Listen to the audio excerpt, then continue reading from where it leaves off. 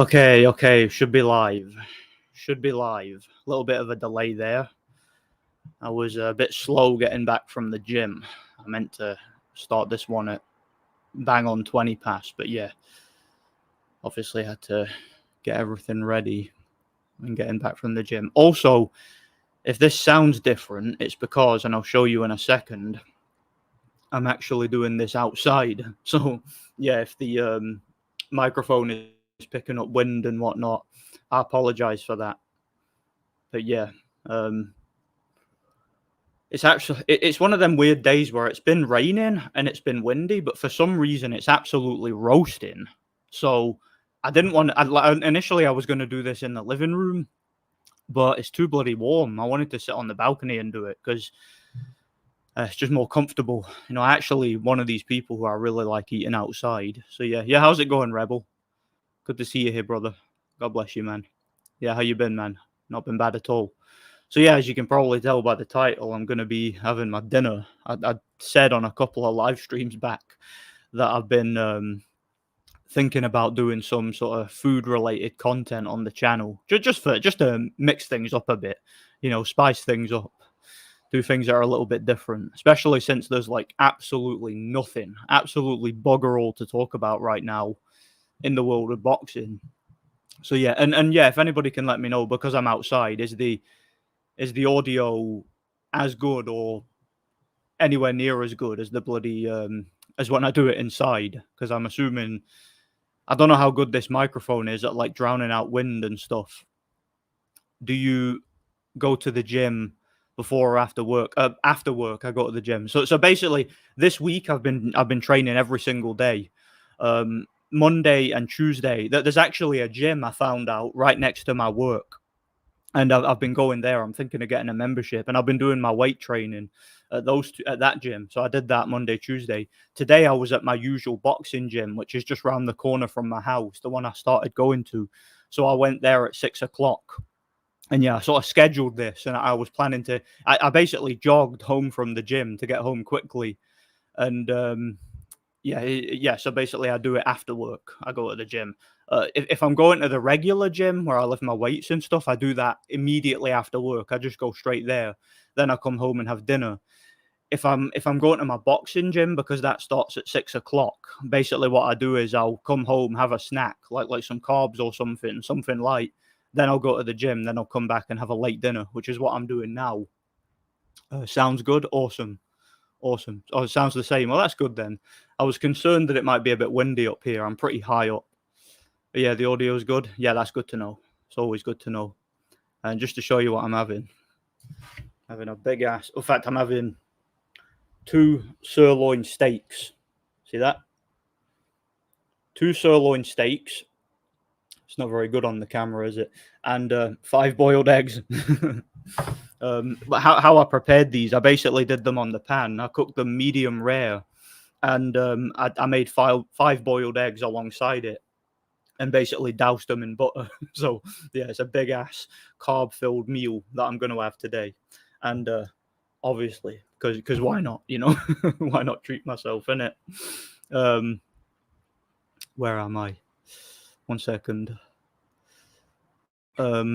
I've been starting to go to the gym before work, so that way I can go straight home and relax. Yeah, I understand that. Like, that would make sense. But the problem is, like, I work quite early in the morning. Like, I start work at 8:30 usually. So I get up out of my bed at 7:40 and I go straight to work. And then so it just suits me to train afterwards, you know. I actually need to actually start cooking my meals. Like, are you one of these people who just orders a Just Eat? Is that what you do? I'm going to eat the best part of the steak first. I'm going to have the big fatty bit at the end, and I'll make all you guys jealous. I guarantee some of you are going to go out and get a sirloin steak after seeing it. Yeah, that's a big fatty bit at the end. Mm. It's probably not going to be a lot of talking in this, at least for the first 20 minutes or so. That's good. What I also did was I seasoned it with sea salt. That's something I always do now. When I'm making a steak at home, I put sea salt on it, because I just think it goes beautifully with a steak, particularly a sirloin steak. I'm not sure why, but I think sirloin steak, because they've always got that perfect little bit of fat on them, and I don't know, something about sea salt goes beautifully with it. Like it blends right into it. And also, I fry it in butter. I put butter on the pan, and I use that bit. So I don't use oil or anything when I fry them. I fry them in butter. I love the taste of it, man. I think butter goes beautifully with anything. I love butter. Big fan of butter. Saw one of your gaming videos recently. Have you played the original Fallout games, 1 or 2? Do you know, I've never played the Interplay Fallouts, the original 2. The first Fallout I ever played was Fallout 3 from Bethesda, and I played New Vegas and Fallout 4. Wasn't a big fan of Fallout 4, but I did like Fallout 3 and New Vegas. There's a bit of the more lean meat. I might have overdone that one a little bit, because I've got one of these electric cookers. It's one of these fancy new electric cookers, and you can never control the heat.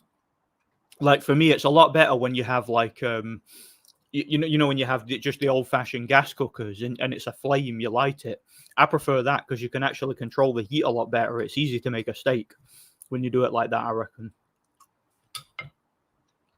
I usually wake up 4 or 5, go to the gym usually on an empty stomach. That's a good idea. Again, if I could do that, I would, but it's more convenient for me because the boxing gym I go to opens at 6 o'clock at night. So obviously I couldn't go there in the morning. And the gym that I go to for my weights and whatnot is right next to my work. So it wouldn't make a lot of sense for my schedule. I'd have to get up at like bloody 5 o'clock or something, which I'm not willing to do, at least not anymore. I remember I used to work in Motherwell years ago, and I used to have to get up at like 5:30 and get the train to start work at bloody 7:45 or something, whatever it was, 7:30. And I hate that. So I like to get as much sleep as possible. Plus, because I'm training a lot, I need as much sleep as possible, you know? Otherwise, I just won't recover. Shout out to Del Boy. Good to see you here, man. Good to see you, man.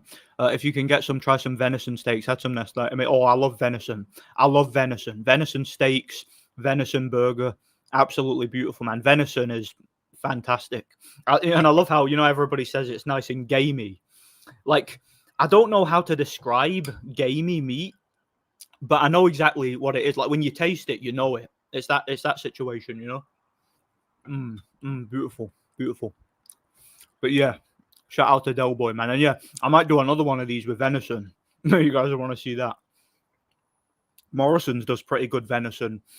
These steaks here, I got these from a local. It's technically it's a corner shop, but it's also a butcher's. They have really, really good quality Scotch beef that they get straight from farms, and the steaks that they do are beautiful. Some of my favorite steaks, particularly the sirloin. I think they might do venison as well. I forget. Who do you think has the slowest hands in boxing? You mean right now? Well, I'm sure there's some like morbidly obese heavyweight, like like a Dustin Nichols type, who's got the slowest hands in boxing. But out of the guys I can think of, I don't know, maybe someone like Alexander Ustinov. He's still around, isn't he? Marius Wack, maybe. They've got insanely slow hands these days. So yeah. Venison steak is expensive. Not really, no. They sell them in Morrison's and they're quite cheap. So yeah, I don't mind. I don't mind venison steak. It's good. Yeah. Yeah, it depends where you go, though. Obviously, if you go to like a butcher's, it would probably be quite pricey. But I know that, again, certain supermarkets sell venison really cheap. I've seen it really cheap.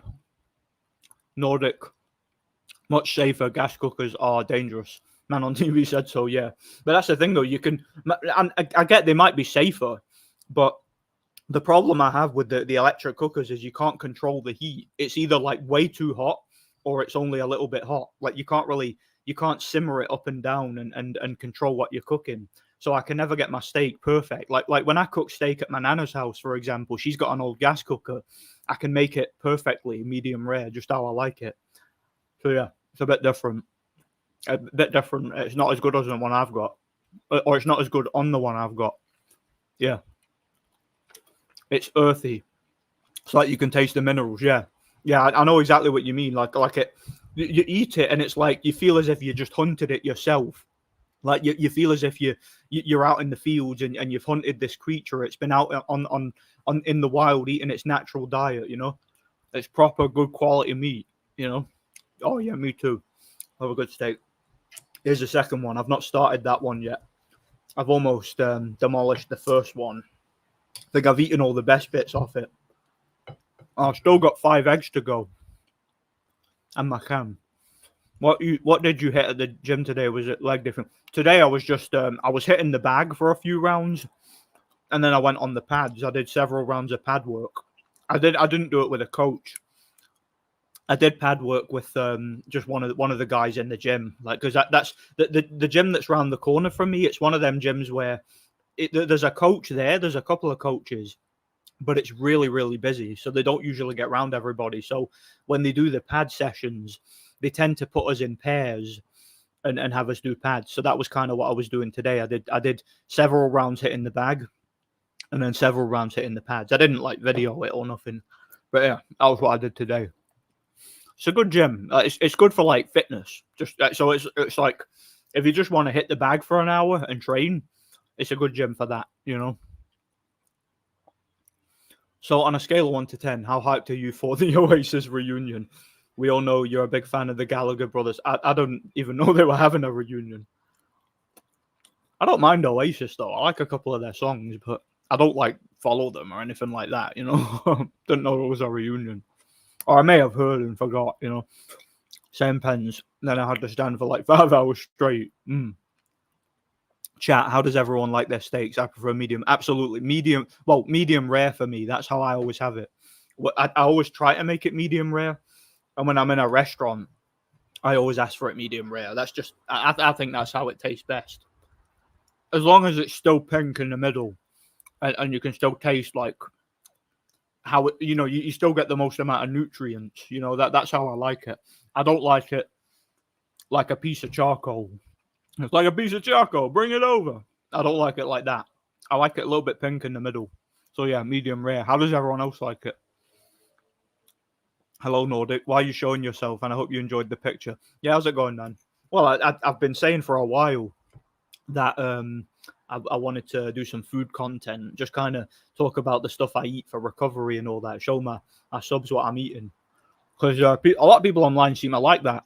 They seem to like food-related content, so just mixing it up a bit, seeing if people enjoy it, Obviously, I won't be talking as much as normal until I'm finished, because my mouth's going to be full and I've got table manners, That might surprise a few people that I have table manners,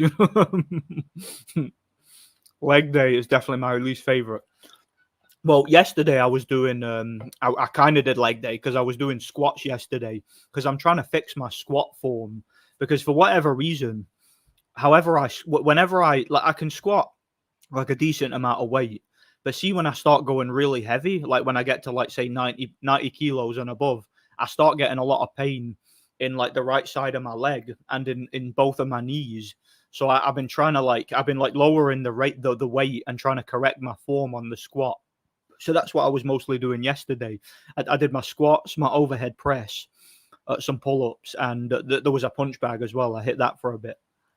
That was what I did yesterday. The day before, at that same gym, I was doing deadlifts and bench press. And I also did a bit of overhead press too.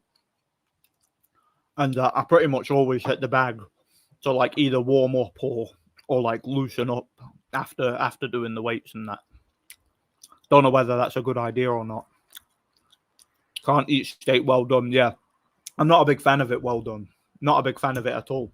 I like my steak. I like it a little bit rare. I like to get the nutrients out of it.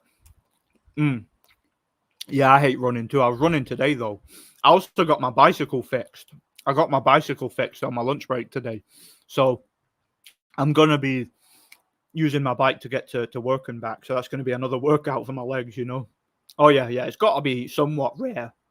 It's got to at least have some pink in the middle so you still get the nutrients from it, My dad ordered it blue once, but I don't think I could have it that rare, yeah. I've never actually ordered it blue before. Like, I've eaten a raw steak before. Like, I've tried it. I didn't mind it. but I've never like gone to a restaurant and ordered it blue. Because if I'm paying good money for a steak in a restaurant, I want to know I'm going to enjoy it. So I'm going to ask for it medium rare because I just know I'm going to like the way it tastes. Some restaurants, you ask medium, then you get it well done. Yeah, I've seen that before. It happens, and it's annoying, especially when you're paying good money in a good steakhouse. The best steakhouse I've ever been to personally was it's this place in Central Station, or it's underneath Central Station in Glasgow. It's a fancy steakhouse, and I got a rump steak. It was about that thick, beautiful, man. Most beautiful steak I've ever had. It was absolutely lovely. See that nice hard-boiled egg. Boiled egg and butter go beautiful together, man. So yeah, I'm getting a lot of protein here, and I love it. Yeah, well, you could argue leg day is most important for boxing because you need to have a strong foundation because your power comes from your feet. You know, you want to be able to really step into punches. You want to be able to bend it at the waist and come up top with big shots. You want to be able to do that, and squats and things of that nature really help. I also do things like I sprint upstairs and things of that nature too. I feel like that helps a lot too. Right, let me get a start on this second steak. Got the big fatty bit off the end. Beautiful, beautiful. Food reviews trying to grow the page. That African who assaulted the kid got like, yeah, mate, that video blew up. I was not expecting that, and I'm actually kind of scared too. Like, I don't know why I uploaded that because there's really nothing to watch.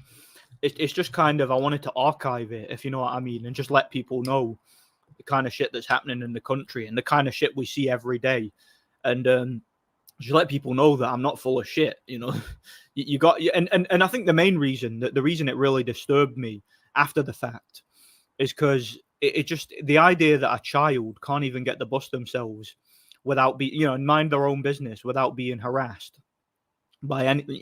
It disturbs me, man. Disturbs me greatly because that's the state of this country now. You know, you can't a 9-year-old kid can't even get the bus home from school without and mind his own business without somebody putting their hands on him and traumatizing them. And I mean, I'm a kind of introverted person. I like my privacy. I like to be left alone. And that's the kind of thing that terrifies me because I know if that happened to me when I was a kid, I'd be scared to ever go on the bus again. You know, that kid, every time he gets a bus now himself without his mum or whatever, it's going to be nerve-wracking. But people just can't mind their own business. Sorry, I'm talking with my mouth full. But people just can't mind their own business. You know, when you go out and about, when you're on public transport or whatever, just going about your day, you don't expect for people to just go and put their hands on you and tell you to move and tell you what to do. You don't expect that, especially not if you're a child. And I just, it boils my blood, man. It makes me so angry and it disturbs me so much, you know. I sometimes ask for rare, depending on where I go, because I've asked for medium rare or medium rare to medium before. I had it nearly well done.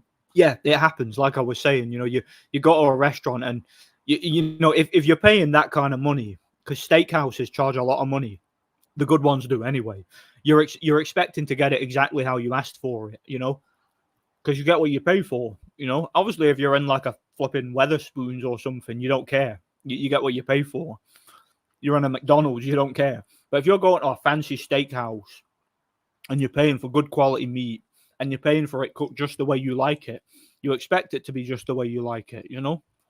So yeah, it's one of them things that you can never really trust anybody, can you?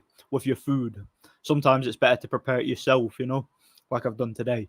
What weight's the punching bag you hit? I don't know. I've not weighed it. I've actually got a couple of punching bags down there. See, the one that's standing up, that's like one of them ones with a big water platform bit at the bottom, and the one that's lying on the floor, I've not found anywhere to put that. That's a big heavy, one of them big heavy teardrop bags or peanut bags, whatever you call them. Scott Harrison actually gave me that. So yeah, when he closed down the pub, he's like, "Do you want a punch bag?" Oh, sorry, not the pub, but when he closed down the gym, he asked me if I want a punch bag. So yeah, I took that. and I actually carried it all the way home, and it was really heavy, and it was some workout, I'll tell you that. But yeah, the ones at the gym, I don't know, I've not weighed them, but they're quite heavy, most of them. Do mukbangs, just stuff your face with steak, like Nick Avocado. Yeah, yeah. What I should do, I'll get like a big fat greasy bacon joint and just go, mmm. No, I'll just do that, and I won't talk. I won't say a word. I'll just go, and I'll do like all the chewing noises, like, the shit people do on their mukbang videos. And I guess people get off to that. Like, there's people who have like a fetish for watching big fat like weirdos eat like really unhealthy food. Like, there's channels that get millions of views doing that. I've never understood it. How can you just? Why would you want to sit and watch? I mean, pot call kettle black. I know, but why would you want to sit and watch some fat ass eat like unhealthy food? I mean, at least I'm eating good food. I'm eating boiled eggs and steak. This is healthy. And it's about recovery. I'm eating what's good for me. But that Nikado Avocado and channels like him, Hungry Fat Chick, and all that, channels like Nikado Avocado, I think they should be banned off YouTube. I'm not even kidding, because they're literally promoting self-harm with the things that they eat on camera, And I don't understand. It's like people want to watch them eat themselves to death. That's what it's like, they want to watch these fat fuckers eat themselves to death. I just don't get it. I think I did my back in with poor form. Oh, did you? Yeah, you got to be careful, man. Especially with the squat, I'd say. Well, of course, the bench press has the most immediate danger. But with the squat, that's the one that does the most long-term damage, because it can mess up your knees, your back, and your legs and whatnot. What's your max on the overhead press? I think for 3 sets of 5, I do about 60 kilograms. I can lift a lot more for 1 rep, but for 3 sets of 5. Well, in fact, I did 4 sets of 5 yesterday at 60 kilograms. So yeah, about 140 pounds, I think, for the overhead press. Shout out to Bruce Goes. Good to see you, brother. God bless you, man. Every time. I rarely order steak at pubs like Wetherspoons. Yeah. Yeah, Wetherspoons is one of them things you get what you pay for. You know exactly what it's cheap because the food is cheap. You're paying for exactly what you get basically. But again, you go to a nice steakhouse. If you're shelling out like £100, to take your missus for a steak, you're expecting good quality shit. You're expecting good quality beef. Expecting it to be cooked exactly the way you ask. I had a killer filet mignon last night. Oh, man, that sounds beautiful. Sounds beautiful. Box jumps also help a lot with your explosiveness. That's true. Another thing that I've been working on for explosiveness is like power cleans. If you ever done them, I've been doing them. I'm not very good at them yet, but I've been practicing. I've been practicing with like a 20 kilogram barbell with like 5 kilograms on each side. So yeah, I've been 30 kilograms. I've been practicing power cleans with that, but my form's not very good with that, so I'm not adding weight until I can do it properly. 40k, Nordic might go viral. Yeah, you never know.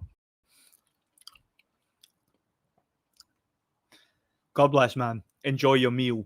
Been pretty slow for boxing. Inoue is fighting, but not exciting a matchup. Yeah, he's fighting TJ Dehaney, isn't he? I think it's a foregone conclusion. That's Dehaney's not a bad fighter, but Inoue is leagues above him, at least in terms of his resume and what he's proven. So I reckon he should knock him out. I reckon he should. I think it'll be competitive while it lasts, but I think Inoue will break him down, stop him late. Video like is why Ireland and England are doing what they're doing. Exactly. People are sick and tired of it, They're sick and tired of it. And they're worried. They're worried for their children. I don't even have children, but I'm worried for them, I'm worried for the children of this country that they can't even get a bus home from school without being touched up or harassed. People really need to learn to mind their own business and their own personal space. They really do. Mike Tyson beat a 38-year-old, 2-year inactive Larry Holmes. Prime Holmes would have beaten Tyson. Yeah, I agree. Prime Holmes would have schooled Tyson. I mean, it was a good win. Don't get me wrong. Holmes was still a good fighter. But like you say, he was past his prime and he was inactive. Yeah. Hey, Brandon, it's your sister. How you doing? Oh, good to see you. Good to see you here. God bless you. God bless you. Good to see you, my little sister. You guys better leave her alone. God bless you. Shame about Scott's gym. Seemed like he had the makings of a good coach. He seemed pretty patient with it. Yeah, he was. You know, I tell you one thing. I tell you one thing about Scott. He is the most attentive coach I've ever worked with. Like, I'm a pain in the ass to coach because I'm one of these people who I don't have like I'm strong, I can fight, but like I don't have very good motor skills, if that makes sense. Like when I hit the pads, I'm not very good at following instructions. I forget things. I make a lot of mistakes. But see, when I trained with Scott, very, very patient.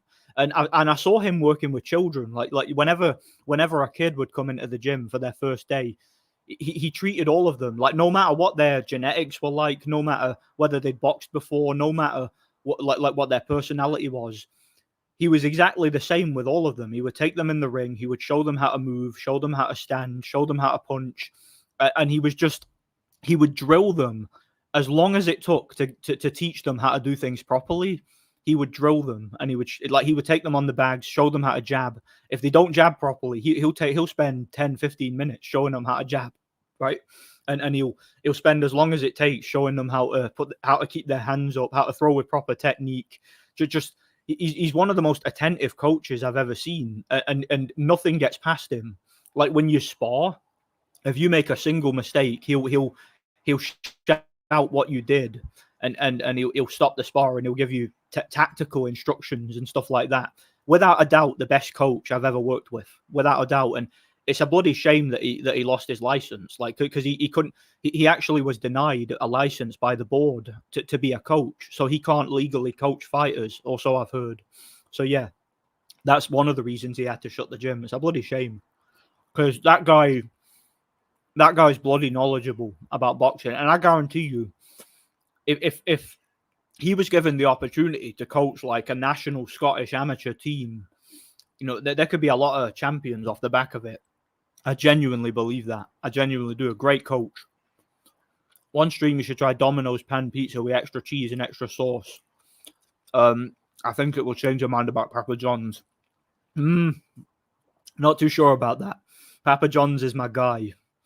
Papa John's is my guy. You know, it's my go-to. And look, I don't mind Domino's. I like it. I can have it, but Papa John's, I've got a soft spot for it. You know, it's got a real good place in my heart. You know, it's nostalgic for me. It's gotten me through some really, really hard times. So I'm a Papa John's man through and through. I love it. So I'll take you up on that, but I love it, man. I do. I watched this American channel react to a guy doing a Burger King review, and he was literally eating a bunch of chips at once and was taking multiple bites of his Whopper. It was actually hurting him. Man, I don't understand. Like, I just don't understand that kind of content. I really don't.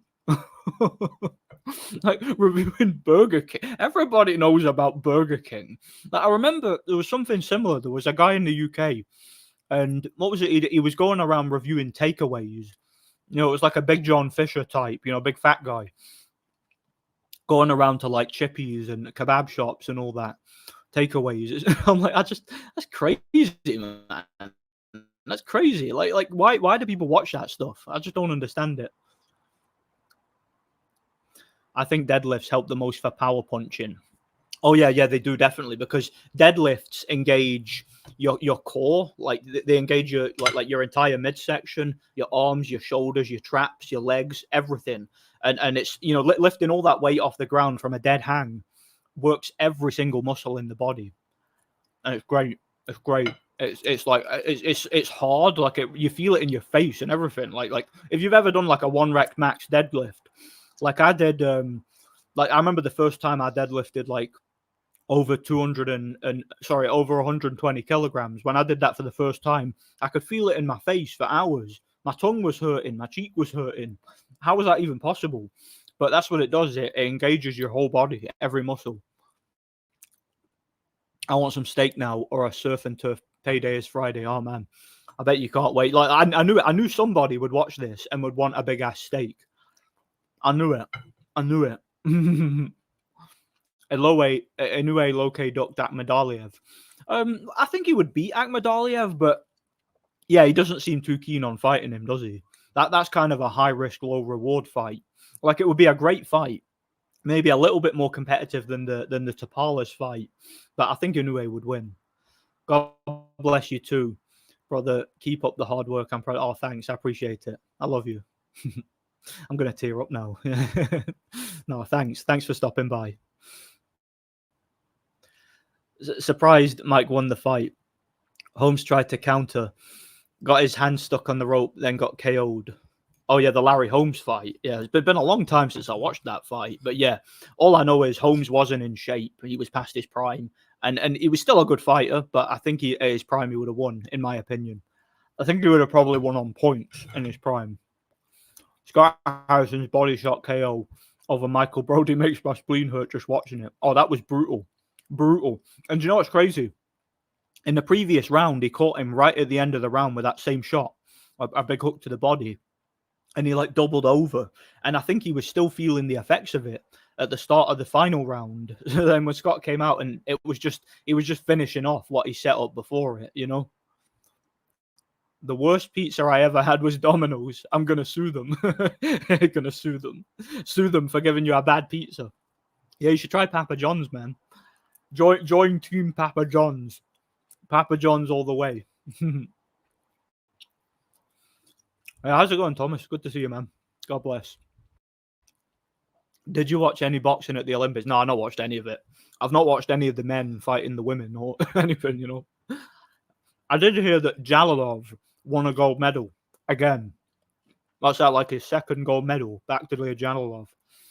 I wonder if he'll go for a third gold medal in 4 years, or will he actually commit to the pros now and actually become a champion?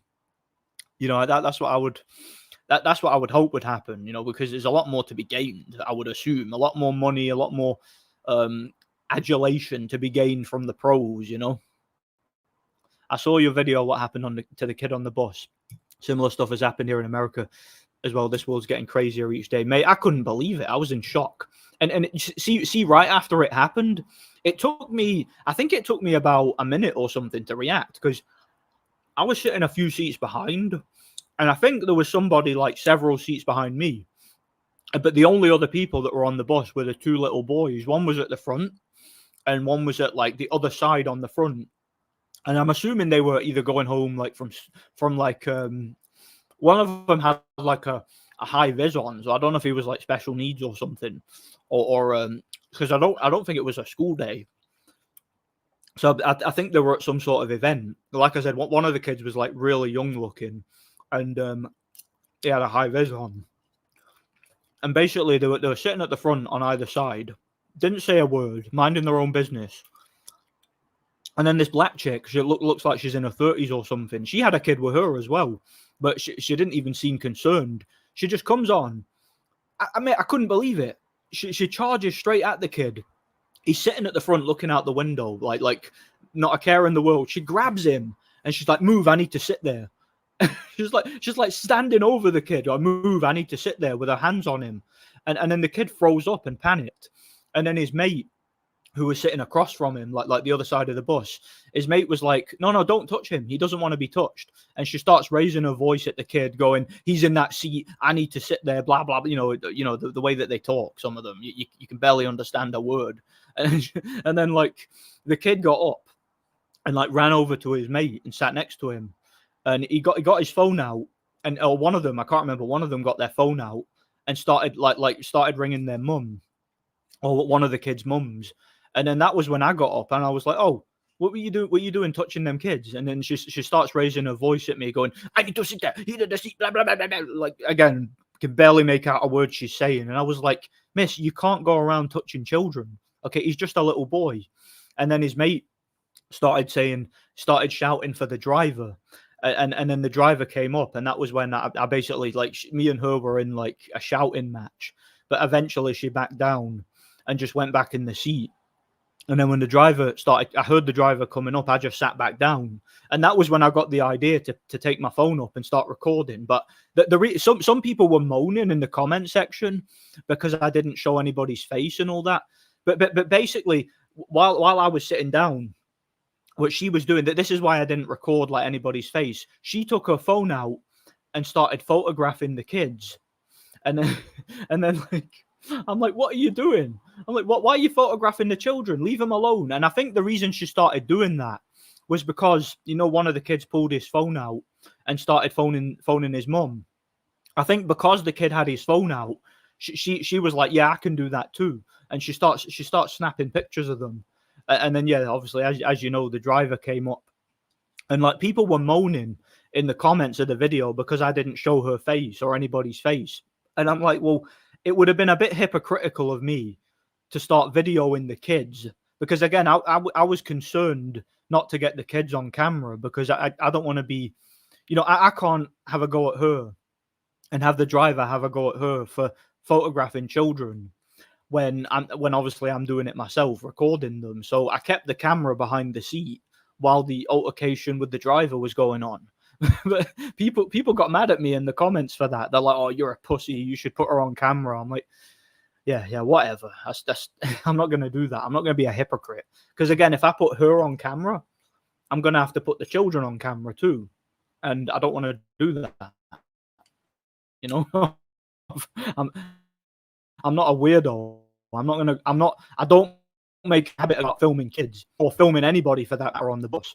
I don't make a habit of that. But yeah, I just felt I had to intervene and I wanted to get some sort of record of it in case I had to give a statement or whatever. I could show what was said between her and the driver. But yeah, the whole thing happened so fast. It was one of them situations where I'm sitting minding my own business, little kids sitting minding their business. She's grabbed one of them, and we've had a shouting match, and then she's taken her phone out, snapping photos of them, like just not even trying to hide it either, sitting there like that, pointing it right at the kids, snapping photos and scaring them, while the kid's trying to ring his mum. Crazy, man, crazy. Yeah. Blue Collar, will Inoue fight MJ next year? I don't know, man. Like Del Boy was saying, he's kind of low key ducked him, hasn't he? Or at least that's the impression we get. Love you too. Got to go now. Have a good stream. Yeah. Have a good day, man. Have a good day. I love you. Even when Holmes was in his 40s, he still schooled an undefeated Ray Mercer and gave Holyfield a close fight. Underrated heavyweight. Yeah, Holmes was fantastic. Like I've said for years, Holmes is one of the best heavyweights of all time. Like I think after obviously the likes of Klitschko, Usyk, and whatnot, I think Holmes is definitely like in the top 5. Definitely the best heavyweight of that era. Maybe not in terms of like athletic ability, but in terms of boxing skill, like his jab, his defense, fantastic. I think the last fight of his I watched, Larry Holmes, I watched his fight against, was it Tex Cobb or something? It was one of them fights. One of his fights that went the distance. I also watched the Butterbean fight. It might have been that, actually, that I watched last.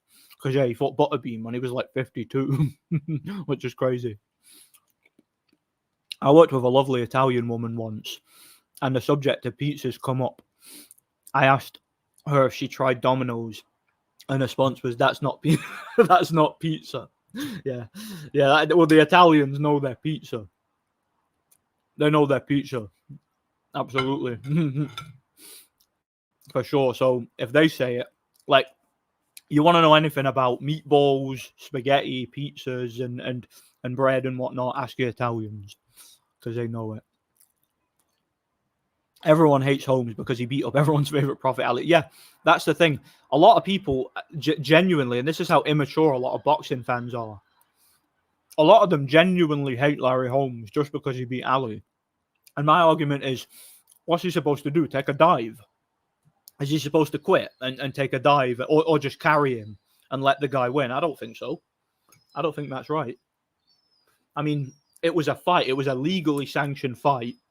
Holmes proved on that night, I know Ali was past his prime, but on that night, he was a better fighter. And, the two had been sparring partners. They knew each other for years. And he was fantastic, in sparring. According to Ali, like, Larry Holmes used to beat him in sparring. So, I mean, an argument could be made that even a prime, and I personally think a prime Larry Holmes beats a prime Ali. I think Larry Holmes was better, prime for prime. I genuinely believe that, you know.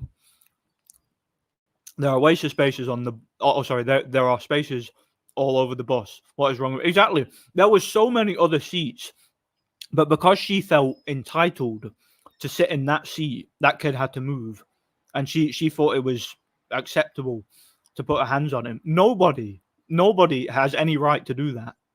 To just go onto a bus and put their hands on a child. If I did that, I guarantee you, if I did that, I'd have been arrested and I would have been put on the sex offenders register for touching a kid. I guarantee you, if I had done what she did, it would have been a different reaction. I guarantee you, the driver would have been a lot less diplomatic. Like, I would have been a lot less diplomatic if someone like me had done that. Like, if it had been a man who did that, I guarantee you my reaction would have been a lot less diplomatic than it was, you know? How's life in Glasgow? A friend of mine moved there for work and said it was horrible and wanted to kill himself. Is that true? It depends on where you go. It depends on where you go. Yeah, there's a lot of cultural issues. It's a bit of a shithole, but certain parts of it are okay. With anywhere, just depends where you go. Just depends where you go. You know, I'm in an all right situation at the moment, living in a good area. You know, I'll shout out to Rolf, by the way. Base Rolf Stonefist. How you doing? One time when I was a little kid, me and my father were riding the train, and this urban chap was rapping, saying a bunch of swear words. My father made him shut up because there's children. Yeah. That's one thing. That's one thing I can't stand. You know, when there's little kids on the train, and you get these chavs who like swear, like adult chavs, swearing and saying vulgar shit on the train. Vile. I hate that. Especially when kids, their minds are like a sponge. They don't want to hear that filth, you know? They don't want to hear all that. It's a shame. Do you know what annoys me the most, though, about buses and trains? And this has caused a few near altercations with me. People keep vaping.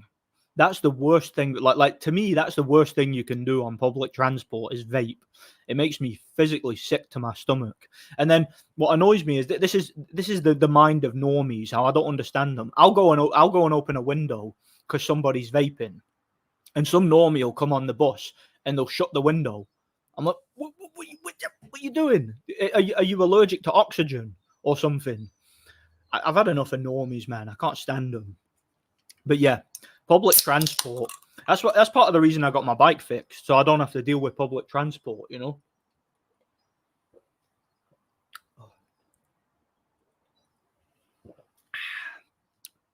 Beautiful. Nothing washes down 2 sirloin steaks and 5 boiled eggs like a nice can of iron brew. Absolutely nothing. Now, I really want to lick the plate, but I don't particularly want to do it on camera. So I'm going to turn the camera off. I'm going to lick this plate like a bloody animal, and then I'm going to turn it back on. So here we are. I'm going to lick the plate, get all the juice. I'm just not doing this on camera because I have table manners. Well, not anymore. Not anymore.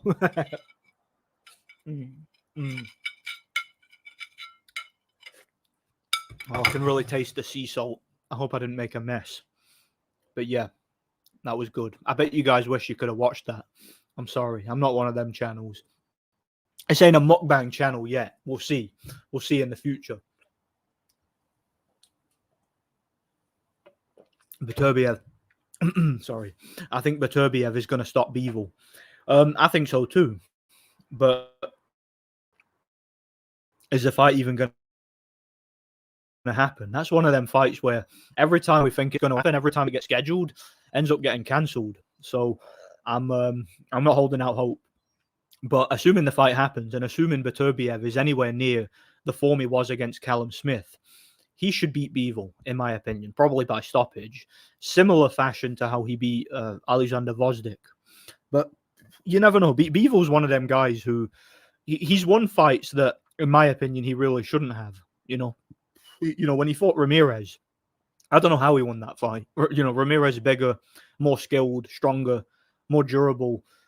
He showed that in the early rounds, and Bivol found a way to win. Go figure. Maybe he'll find a way to win against Beterbiev. I wish him all the best. I'd be happy for Bivol if he wins, but I just can't logically envision a way he does it unless he significantly improves from his previous fights. If he learns to stand his ground and be more effective, aggressive, then I give him a much better chance. But until then, not at all, not at all. I can't stand normies either. They give you something I dub normie disease. It's contagious. Yeah, normie disease. No. Do you know normies? Like, to sum up normies, like I said, they're the types of people who will go on the bus when it's a roasting hot day and they'll shut the windows, or they'll sit at the window and they won't open it. Right? They're the types of people who go to the gym and instead of actually training, all they do is stretch. Right? So the normies will go to the gym and they'll hang about by the dumbbell rack. They'll wander around, stretching, flexing in the mirror, waving around little 10-pound dumbbells, doing like bicep curls with an empty barbell, and doing like leg extensions, all that sort of stuff. Again, stretching, talking, sitting on their phone, wasting time, having a social conference right in the middle of a doorway, shouting at the top of their voice because they've put the music up too loud and they can't hear themselves think, and they don't seem to realize it. That's the type of stuff normies do in gyms, whereas people like myself, I go to a gym to train. I actually hit my PRs and I work hard. I actually gather data every time I go. Normies, you'll go to the cinema, and normies are the types of people who will sit on their phone while there's a film on and things like that. They're the types of people who, I don't know, it's like anywhere you go, like any setting that contains normies, they completely ruin it. Like, you go to a restaurant and they'll complain about the dumbest shit. Like they'll complain this food isn't seasoned enough or whatever. And then the waiter probably spits in their food before bringing it back. You see normies, like I said, on public transport. I think I mentioned that already. On public transport, you go on and they do dumb shit like close the window, and when you can barely breathe, they'll vape. They'll do. Mate, I'm just sick and tired of them. I know this sounds really narcissistic and bad, but I really look down on these people, and I know I shouldn't, but they just wind me up. They just completely wind me up, and I can't stand them. And my patience for them at this point in time is at an all-time low. And I'm going to have to start using that normie disease.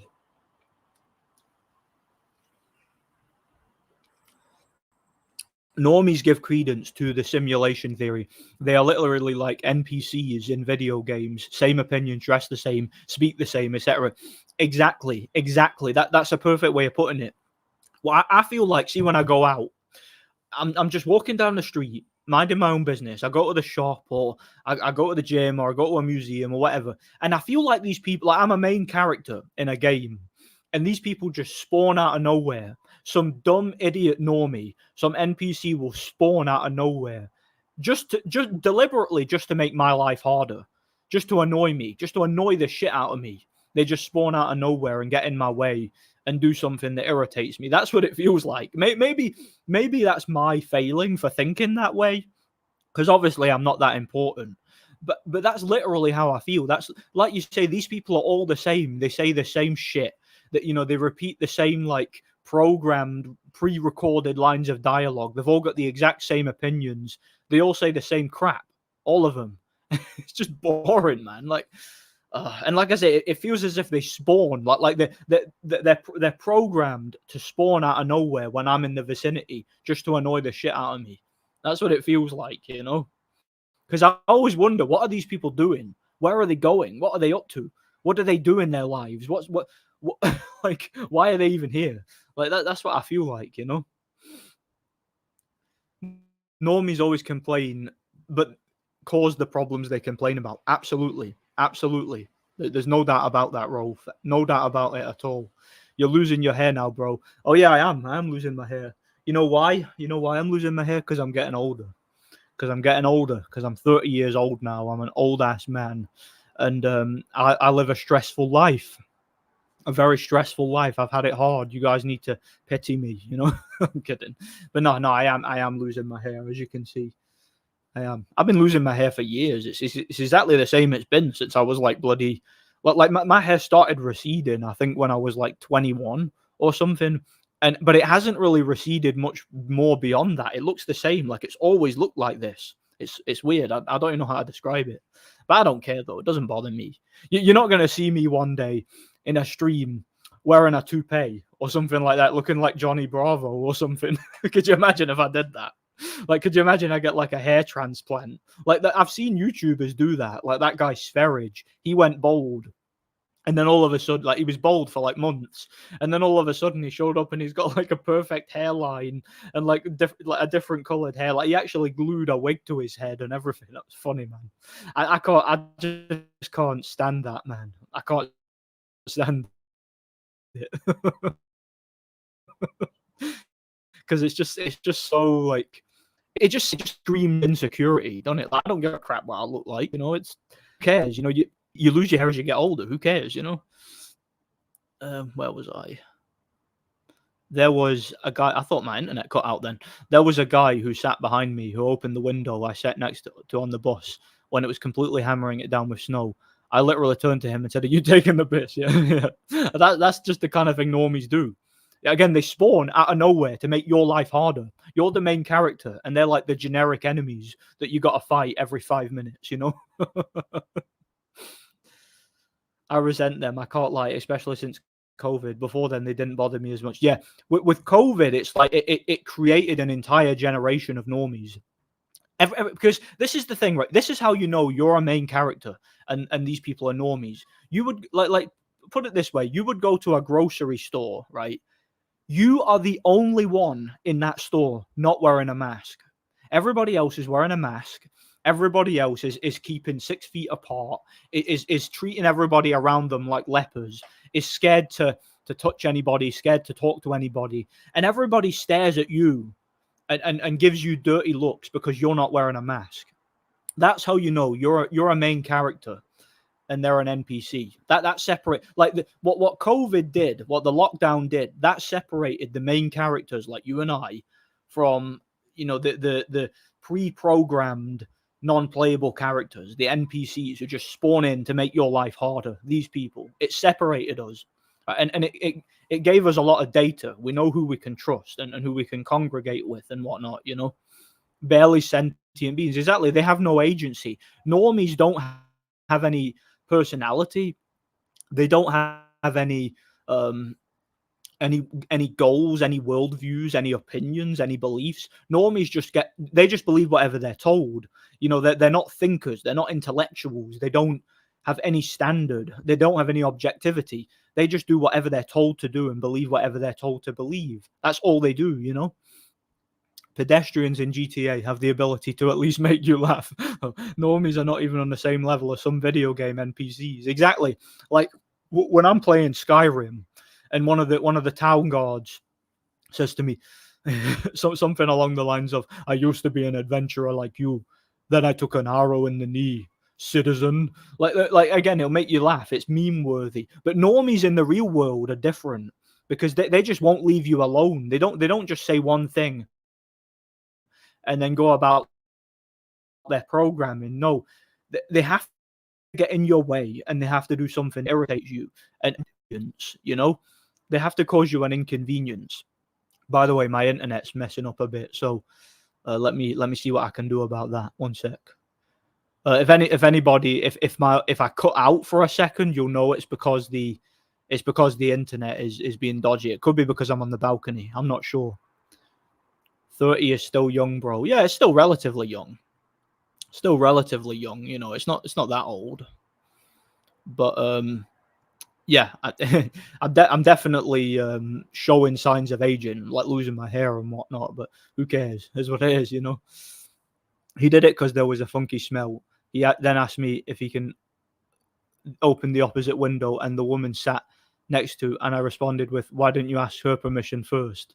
Yeah, it's probably because that other woman was a normie just like him, and you were the playable character, so they felt they needed to ask you. It's probably in their programming, It's probably his programming that he had to prompt the player to do something, I don't know. Well, that's what it is. How the normies operate, a common denominator with normies, you'll notice a lot of them are atheists. Yeah, because being an atheist means that essentially you're not held to any sort of moral standard.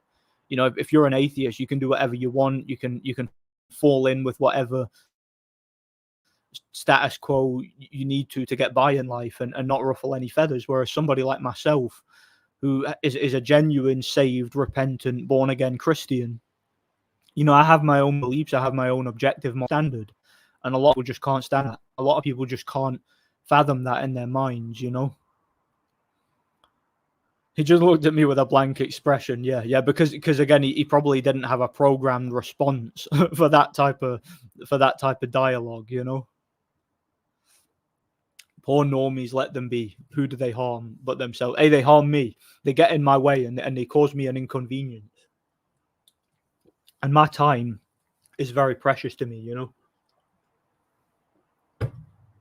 I don't like to be bothered.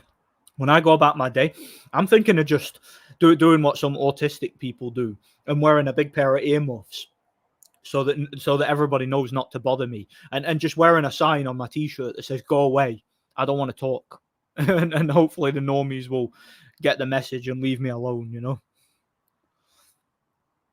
There's some people that I come across that seem to genuinely have no soul, complete normies. Yeah, like those people seem like energy sponges. Like there's people who you run into and they just drain the life out of you, and you just wish they'd leave you alone. You wish they'd get out your life and do something productive.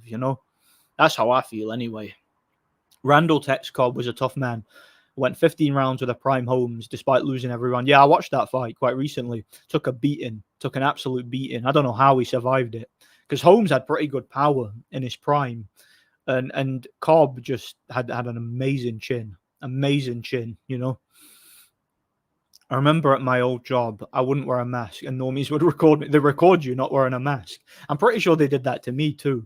I used to like see when I would go into a place, and security guards used to come up to me and act a big one and tell me to wear a mask, and then I would be like, there'll be some like foreigner walking in who's also not wearing a mask. I'll be like, well, they're not wearing a mask. Go speak to them. And then they're like, no, I'm talking to you. And then I would just see with security guards, just walk away from them and ignore them, and this they just completely fall apart, and because they don't know what to do. What they're going to do? Grab you and arrest you? They've got no authority to do that. All they are is there to, like, the only reason they're there is to observe and deter and report. They've got no power to grab somebody and arrest them or kick them out or whatever. But you see, when you realize that, they don't know how to react. And sometimes I would show them, like the little plastic card that says "Leave me alone," that says I'm exempt or whatever. I had one of them, but I didn't even fill it in or anything. My missus just ordered it off the internet, and I used to I'd let the security guards moan and shit, and then just ignore them. Then I'd go like that. I wouldn't even look at them. I just go like that, show them the card, and then they would just walk away.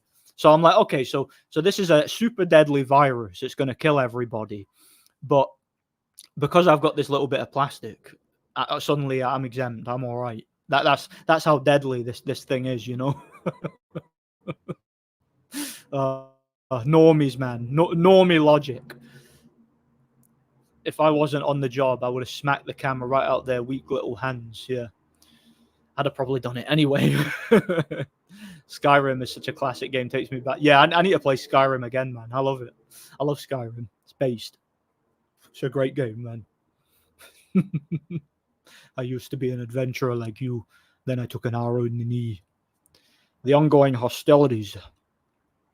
They subscribe to the dogmatic conformity and pathological ignorance, as Hatman would say. Well, yeah, that's a good way of putting it. That's exactly what they do. But they can't think for themselves and decide that it doesn't make sense, because to them, if it was on TV, it has to be legit. It has to be, because it was on TV. So can't argue with it. TV man said so, Ironically, the ones who freaked out in public about masks were grossly overweight slobs. That was my experience, at least. Yeah, there was one woman. My missus was telling me, I didn't see this. Right? My missus was in town with her dad, right? and she went into a shop. It was one of them, like, one of them shops that sells like bath bombs or something. And she said it was this big, massive, like morbidly obese fat bitch. And this woman, because my missus wasn't wearing a mask, this woman freaked out. And she's like, I'm not going in there. There's people not wearing masks. And like she pointed at her and shouted, there's people not wearing masks. And then she ran across the road and went into McDonald's. I'm not even kidding. Like the big fat bitch who was like wearing a mask and complaining because she wasn't. She literally ran towards McDonald's and went in. because she cares so much about her health, because she's very health conscious. You see, she doesn't want anything to put her health at risk. So you have to wear a mask around her because she, her body is a temple. She's got to look after it, right? So she's going to be morbidly obese and she's going to go to McDonald's, Yeah, I respect that as a Muslim.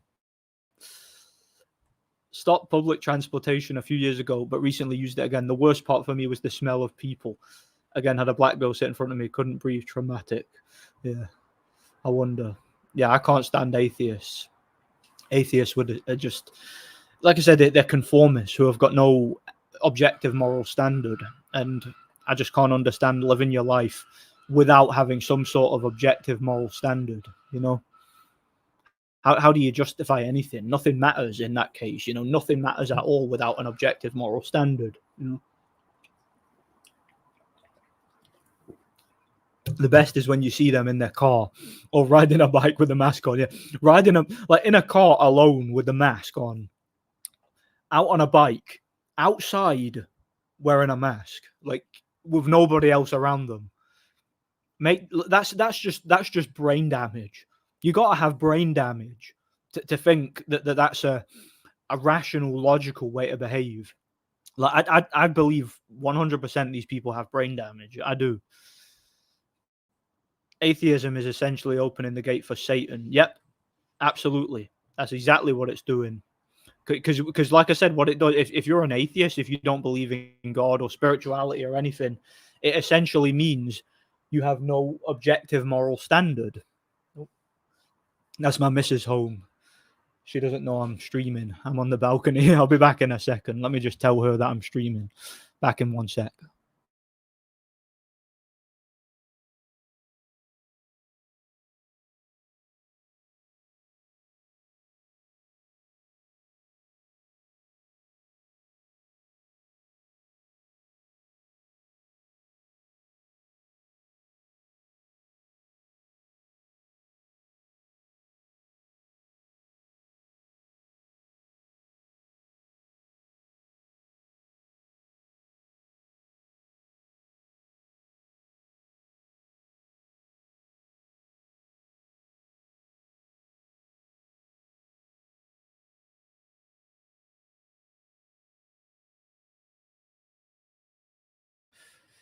That was weird. Turns out she wasn't in. I could have swore I heard someone come in my door then. That was weird. Yeah. Wasn't her. That was unusual. All right, yeah. Back to what I was doing. That was so weird because I'm sitting on the balcony. I could have swore. Maybe it was one of the neighbors. I could have swore I heard somebody open the front door and come in. But no. So yeah. My key was still in the door and everything. But yeah, absolutely. Atheism is opening the gate for Satan because like that old saying goes, the greatest trick the devil ever pulled was convincing man he didn't exist. That's absolutely 100% true. That is his part of his deception, I avoid public transport, had a fight on a bus, had a punch in Baker Street Station, managed to escape years back. I've had a fight on a bus before. In fact, I've had a few fights on buses, and it's very unstable. It's very unstable, especially when it's moving. It's sad when there's grown men who don't even let elderly women or mothers push chairs or with push chairs on the bus first. Yeah, it's just that's just common decency, isn't it? Like if somebody's got a pram or something, or if they're elderly struggling to walk, you let them on first. It's chivalry, and not even that. It's just common decency. I would have thought anybody would be taught that. Did you see all the stabbings at the Notting Hill Carnival, Radio Silence from Keir Starlin. I've heard about it, but I didn't really look into it. Didn't really look into it at all, you know. 4 ringside tickets for Joshua Dubois, £5,999 up. Wow. Wow. Yeah. I mean, ringside tickets are often very expensive for fights, but it's a bit much, isn't it? Imagine COVID under two-tier. Oh man, yeah, we'd all be in the gulag doing hard labor, mate. If he was in charge during the lockdown, we would be. I mean, I would definitely be in jail. No, that with the stuff I said during that thing, I would definitely have been thrown in jail with the current Orwellian laws that we have. You know, there's no way I'd be free. No way whatsoever. 4 tickets left. The 4 tickets left for the fight. I remember when I had a real fruity, flamboyant, gay employee at the mall kept trying to tell me to put my mask on in their little high-pitched, squeaky voice. Mate, I'd have bitch slapped him. And told him to stop being an attention-seeking soy boy and get his testosterone checked. You know, get his testosterone checked. Whenever business would ask me to put on a mask, I told them in a fake Eastern Euro accent, I don't speak English. Me not speak English. That'd be funny. I might actually try that in future just to annoy people, you know. What's the next game for your gaming channel? I'm going to be reviewing a PS2 game called Shadow of the Colossus. I don't know if you've ever heard of it. It's a classic.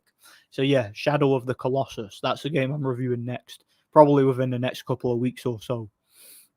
My last one was Crash Bandicoot Wrath of Cortex. I got nosebleed seats for AJ versus Dubois for 95 quid last night. Willie Hutchinson and Josh Warrington on the same card sold me, and AJ and Liam Gallagher are a bonus. Yeah, that's not bad actually, 95 for that. Plus, you probably get a good view from up there anyway. And yeah, that Willie Hutchinson fight's a really good one. The Josh Warrington fight's, even though Warrington's past it now, it's a good opportunity for him. That'll be a good fight. You know, it's not bad. That's not 95 isn't bad for that, you know. Sounds all right to me. She ran. Your girl was like, yeah, she probably got home and then saw I was out here, then left and ran. It's just weird. I could have swore I heard somebody come in the house then, but I went in and nobody was there. So yeah. My key was still in the door and everything. It wasn't unlocked. So I thought she might have, like, because sometimes I got one of them houses where see even if the key's in the door, you can use another key to actually push it out. It's a dodgy lock that way. So I thought she might have just got in using hers, but yeah, turns out she wasn't. Very strange. Probably just one of the neighbors, like, and I'd heard the echo. You know, 2020 was strange times. I wonder what we have ahead of us. I wonder what 2030 will be like. I wonder. Probably Armageddon, man. Probably a lot worse. Or it could be better. You never know. But seriously, that story is funny. Yeah, it is. She could have gotten ran over. Nah, she's fine. I'm several stories up, you know. Atheists think they are intelligent because they quote Richard Dawkins. Because they quote Richard Dawkins. Imagine quoting Richard Dawkins and then thinking you're intelligent. Richard Dawkins is one of the dumbest people I've ever listened to. That guy is a moron. Like nothing he said makes any sense. He contradicts himself every time he opens his mouth. Like he'll say that there is no God and you're stupid if you believe in God. And then in the same conversation, he'll say God is a madman and God is evil and this, that, and the other. And I'm like, which is it? Is God evil or is there no God? Which is it? That doesn't make any sense. And he'll also say things along the lines of, you know, I try to be a good person. I try to be vegan. I try to abide by a certain code. And I'm a cultural Christian. I try to follow the 10 Commandments or whatever it is he says, while telling you you're an idiot for believing in God. So he's trying to preach. What is that noise? Hold on. That's a van. A big delivery van or something, and it's making a weird ass noise. But yeah, he'll talk about morals and ethics and all that stuff, but then he'll call you an idiot for believing in God. Make that make sense to me. It just, I don't even have the time to explain what's wrong with that statement, you know. I don't have time for it. Is Bakhtilia Jalilov a guaranteed world champion? I can't wait to see when they step him up. I see a lot of potential. Well, you never know. He might go straight back into the amateurs because he's clearly shown that, you know, being an Olympian means more to him than a world-class professional. But he's definitely got the talent. You know, you win a couple of, a couple of Olympic gold medals, you're talented enough to be a decent level pro and maybe even a world champion, you know, when Usyk and all that have retired, you know.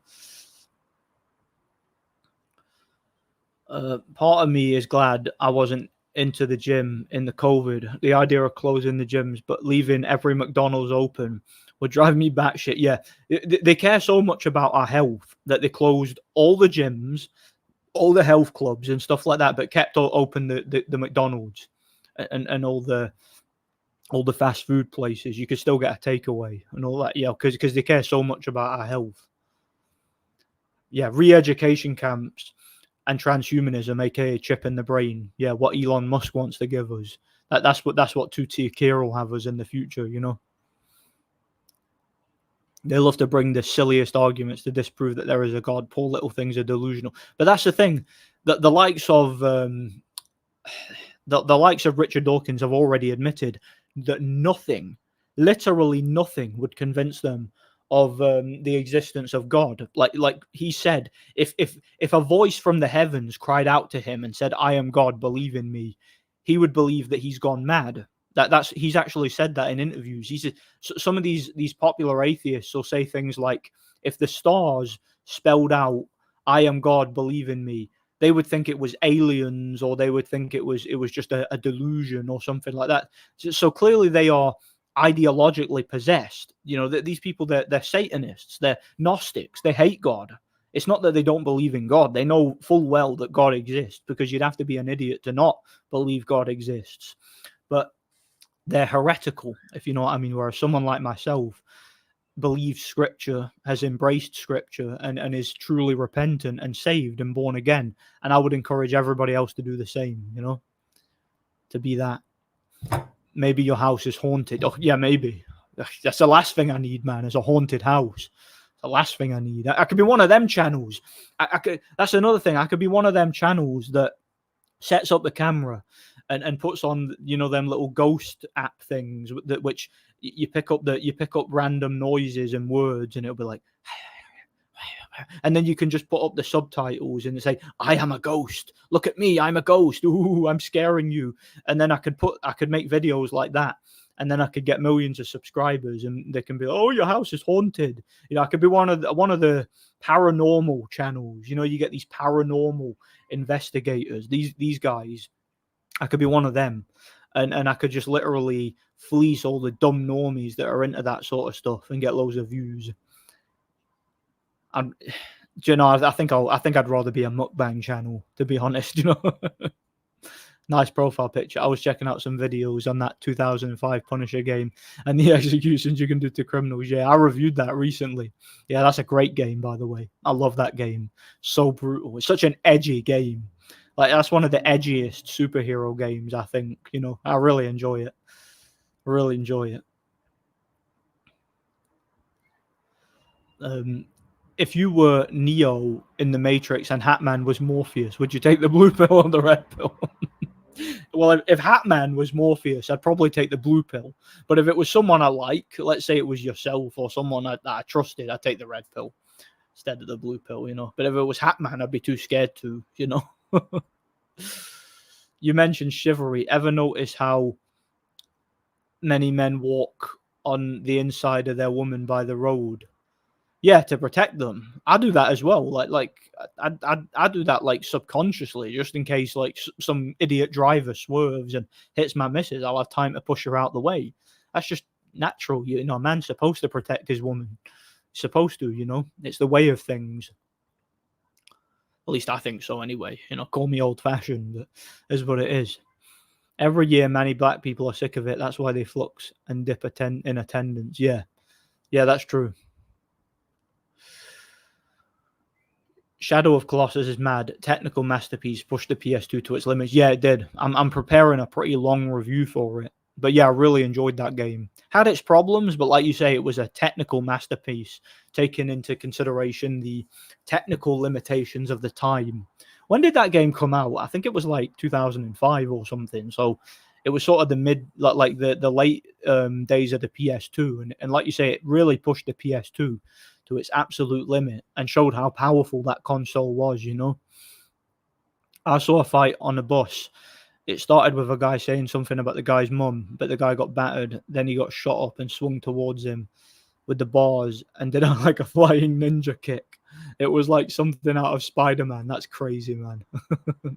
Yeah, I've seen a lot of brutal bus fights. When I was a kid, I got into some fights on the bus on the way to school. I can remember one time when I must have been about 13, maybe even younger. And I can remember there was this big fat kid who was like a bit of a bully, right? He was like a couple of years above me in school. I remember I was walking, and this kid tripped me up, right? He just, for no reason, I didn't do anything to him. He tripped me up while I was walking on the bus, like about to get off. And I got up and I just smacked him in the face, like a big straight right hand to his face. And then for some reason, this big fat woman, this big fat girl, she was like what 16 or something. She was in like her last year of school. She must have been friends with him or something. And she like jumped on my back and started. She started like slapping me in the, like, this big massive fat woman. She like jumped on my back, started slapping me in the back of the head, just because I smacked this bully who tripped me up. And I'm so bizarre, man. I couldn't believe it. I had to like throw her off me and everything. It was crazy. I've had a few scraps on buses. I think the last one I had was probably about 2012. I battered this junkie guy on a bus who threatened me and all that. That was pretty brutal, actually. But yeah, I've had a few scraps on buses, and it's always very, very brutal. I'm still waiting on the Red Dead Revolver 20th anniversary retrospective. I might go ahead and do that. I've been thinking of getting. I've never played it. I'm thinking of getting Red Dead Revolver. For those of you who don't know, that was the original Red Dead game, Revolver. Shadow of the Colossus is one of my favorite games.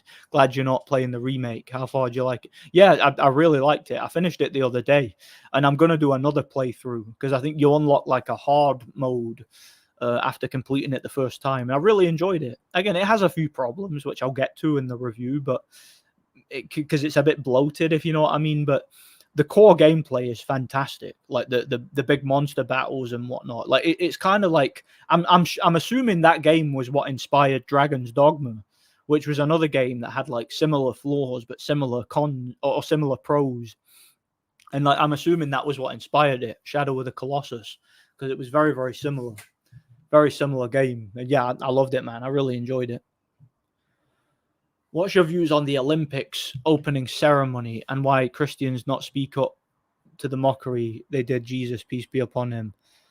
To be perfectly honest, well, I didn't watch it, but I heard many people talk about it, and I think there was plenty of outrage. But I think a lot of people realized that was what they wanted. They wanted the outrage. They wanted to provoke people, make people mad, and kind of stir them up so they can say, look how mad these people are, these crazy Christians, they hate free speech, blah blah blah. I'm assuming it was sort of bait, to bait a reaction, and a lot of people didn't take the bait. A lot of people turned away from the bait and just continued to be humble. And I didn't even make any videos about it or nothing, because truth be told, didn't think it was worth my time. I don't want to give the Olympics or anything to do with it any airtime or any promotion. I just didn't want to. After the fight, he was asking people if they thought he won, and I told him that I didn't care. Yeah, that's the best way to shut it down, isn't it? Bevo Baturbiev undercard is rubbish apart from Wardley Clark 2. Yeah, that's a good fight because the first fight was great. So, but yeah, aside from that, it's not anything special. I think there's like a woman fight on the card. So yeah, they're starting to have woman fights in Saudi now. It was only a matter of time, wasn't it? It was only a matter of time. It was going to happen, unfortunately. What up, Nordic? Just got home from school. Yeah, how's it going, man? God bless you, UGI. Good to see you here every time. God bless you. Someone mentioned Dawkins. Most top scientists recognize a higher power. For example, they mention genetic code. Yeah. Well, see, that's the thing. The All the pioneers of the scientific world were all Christians. Like, I mean, Isaac Newton was a Christian, for example. Like, and that's the thing. In the olden days, and people don't realize this, or a lot of people don't realize this anyway. Studying creation, studying science, studying the universe, studying the world was seen as an act of worship in a lot of ancient cultures. That's what it was seen as. It's only within the past 100 years or so that basically science and has been seen as the alternative to religion. You know, it's either one or the other. You either believe in God or you're a super brainy scientist. It used to be that again, studying science was an act of worship. And like I said, all the pioneers of the scientific world were all believers because they were the most intelligent people on the planet. So of course they were believers, you know. They had common sense. Atheists can never create their own moral framework besides the live and let live BS. Yeah, oh, somebody's a serial killer, live and let live, right? Somebody's a child rapist, live and let live. Who cares? They're not doing me any harm. That's the mindset. Obviously, I don't believe that. That's the mindset of atheists. Is, oh, live and let. Like, where does this end? Somebody's a cannibal. Live and let live. You know, somebody's a tyrannical dictator. Live and let live. You know, what's it to do with me? To each their own. It's do what thou wilt. Right? It's satanic. There needs to be a objective moral standard that we all abide by, and that has to be like it has to be objective. It can't change. If it changes, it's not objective. You know. Since you have quite a few Spider-Man reviews, what do you think about the new Spider-Man games by Insomnia? I never played them.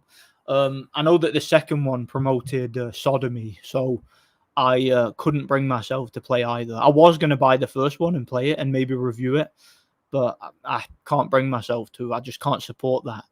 You know, Insomniac have been taken over by Sweet Baby and cultural Marxists, so just can't support it, you know. Live and let live is why we have all these trannies, freaks, bums on the side of the road addicted to drugs. Yeah, exactly. They're addicted to drugs, right? They're shooting heroin into their bellies because they can't get through the day without it. Live and let live, right? What's it to do with me? That's the mindset. Look, some things are right and some things are wrong. If we just sit back and say live and let live to everything, imagine the kind of world we would be living in. We would be living in an absolute dumpster fire of a world. Like this world would be horrible in that instance. Wonder if that's her. Can you hear that? I think that's somebody in the stairwell. Maybe that's what I heard before, and I might have thought that was her, you know. But yeah, I wonder. Normalize are like people in the normies. Normies are like people in the Matrix. They're not willing to be unplugged and so hopelessly dependent on the system that they will fight to defend it. Exactly. They will defend the mainstream media. They will defend the government, and they will fight people like us who challenge it because we're main characters. We're playable characters, main characters who are there to actually contribute something. We're not there to just consume and be part of the system.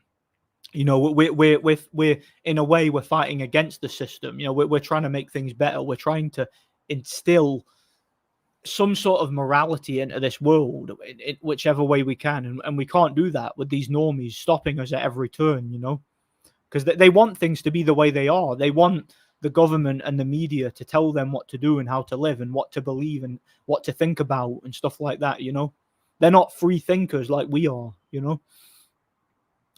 Did you see Floyd Mayweather's fight against John Gotti 3? No, I didn't see that. Is John Gotti 3 related to like actual John Gotti? Is he like his grandson or something? I don't know. No, or what? Great grandson? I don't know. What are your thoughts on Dana White slapping Lee? Oh, you on about that slap boxing thing, mate? That is the most retarded thing I've ever seen. Yeah, I personally find it stupid, mate. That is where they sit across the table and just slap each other. And what was the guy's name? Larry Wheels or something like that. It was like a bodybuilder or something. And he did that, and he ended up with brain damage. Like, of course you're gonna get brain damage doing that. You're not even defending yourself. You're not even like using any fundamentals or like, mate. That thing is just That's peak retardation. It's peak stupidity.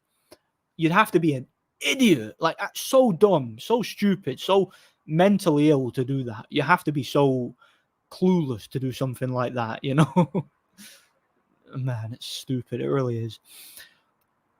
And the fact that Dana White's involved in it tells you everything you need to know about Dana White, you know? Jalalov should go back pro. He's had 20 fights over the last year. He's beating top amateurs. Surely he can be a champ. Yeah, that's what I was saying before. You know, the fact he's been such a successful Olympian indicates to me that he could be a champ if he wanted to, you know. The Wolverine X-Men Origins game is another great brutal superhero game. Yeah, I was playing that with my cousin last weekend there. I was up at my nana's house and playing it with my cousin, yeah. Great game. I also reviewed it on the channel. It's a great game. So brutal. It really is. It's a great game. You should. Where was I? You should play the Tekken games on the PS2. Best PS2 fighting games by far. I played one of the Tekken games when I was a kid on PS1. I've not played any of the later ones though. I would like to check them out. So you don't believe in the paranormal? No. It's not that I don't believe in the paranormal. I do. That's not what I said. I'm talking about these paranormal YouTube channels, these scammers, right? That's what these people are, right? Look, I believe in God. I believe in the spiritual realm. I believe in morality, right and wrong. I believe in heaven and hell. And I believe that the only way to heaven is through Jesus Christ, the Savior, right? Believe in him that you shall be saved. The problem with the paranormal, however, is what these people do, right? Now a lot of people believe in spirituality to an extent, but they're not born again. That's the problem. They're not born again. They're not repentant. They don't understand that Jesus Christ is the Savior. So what these people do is they go looking for other aspects of spirituality. They go looking for earthbound spirits. They go looking for, ancestral spirits and stuff like that, and all this stuff that's really demonic and really deceiving, and it's not what they think it is. So a lot of people, again, they're not willing to take responsibility and give their life to Jesus Christ and truly become born again. So what they do is they start looking into this paranormal stuff, you know, doing like rituals and Ouija boards and all that crap, and you know, divination and all this weird stuff that doesn't do you any good and doesn't bring you any closer to God. And a lot of YouTubers and a lot of people on the internet cash in on that, right? They capitalize on it. What they do is they'll make a channel, and like I said, they'll just set up a camera and have an app and make stupid noises and add stupid edits and say, "Oh, my house is haunted." Like these people, there's channels who will rent a B&B or they'll rent a like an Airbnb, right? And they'll put up on the title of the video, "The most haunted house in America" or "The most haunted house in the world," and they'll sit there and just stage these paranormal things, right? And they trick these people into believing that these houses are truly haunted, and they essentially swindle these people. It's a massive grift, but that's not how the spiritual realm works. That's not how it works. Okay, it's not that comical. It's not that crude. It's a lot more spiritual. You know, you're not going to see ghosts flying about and playing pranks on people. That's not how it works. Okay, these spirits don't act that way. Okay, it's not flesh and blood. It's a different realm entirely. It's truly spiritual, but a lot of these people don't understand it, and that's because they haven't truly sat down and read the scriptures and had a genuine spiritual experience like what I had when I became repentant and when I became born again, when I gave my life to Jesus Christ, trusted Jesus Christ for my salvation, as you would trust a parachute. And when I essentially became saved, you know, when I became saved, these people need that. They don't need this paranormal stuff. They need to be saved. And you get saved by putting your faith in Jesus Christ, repenting of your sins, turning from your sins. God will give you a new heart with new desires. You trust in Jesus that you shall be saved. With the amount of biblical archaeology they find, you would have to be a fool not to believe in God. Exactly. Look up, I think I mentioned this before on a previous stream. Look up the channel. I believe it's called Expedition Bible. Look that channel up. That guy's an archaeologist. and he's done a lot of investigations into biblical archaeology, and he's found a lot of very, very interesting things. Go and check that out. And again, the Bible, there are so many scientific miracles in the Bible. Look up Ray Comfort's book. He wrote a book about this, scientific facts in the Bible. Go and check that out. It's interesting. My 3 favorite boxers are all time are Larry Holmes, Miguel Cotto, and Joe Calzaghe. Yeah, those are all good fighters. I think Calzaghe's probably the best out of the 3. I think you've covered most PS2 games I'd recommend. I'm trying to think of any other recommendations. Yeah, I've reviewed a lot of PS2 games, a lot of great ones, but there's so many out there. The PS2 was going from like what 2001, or was it like 2000 all the way to 2013? There was PS2 games, the longest run of any console, I believe.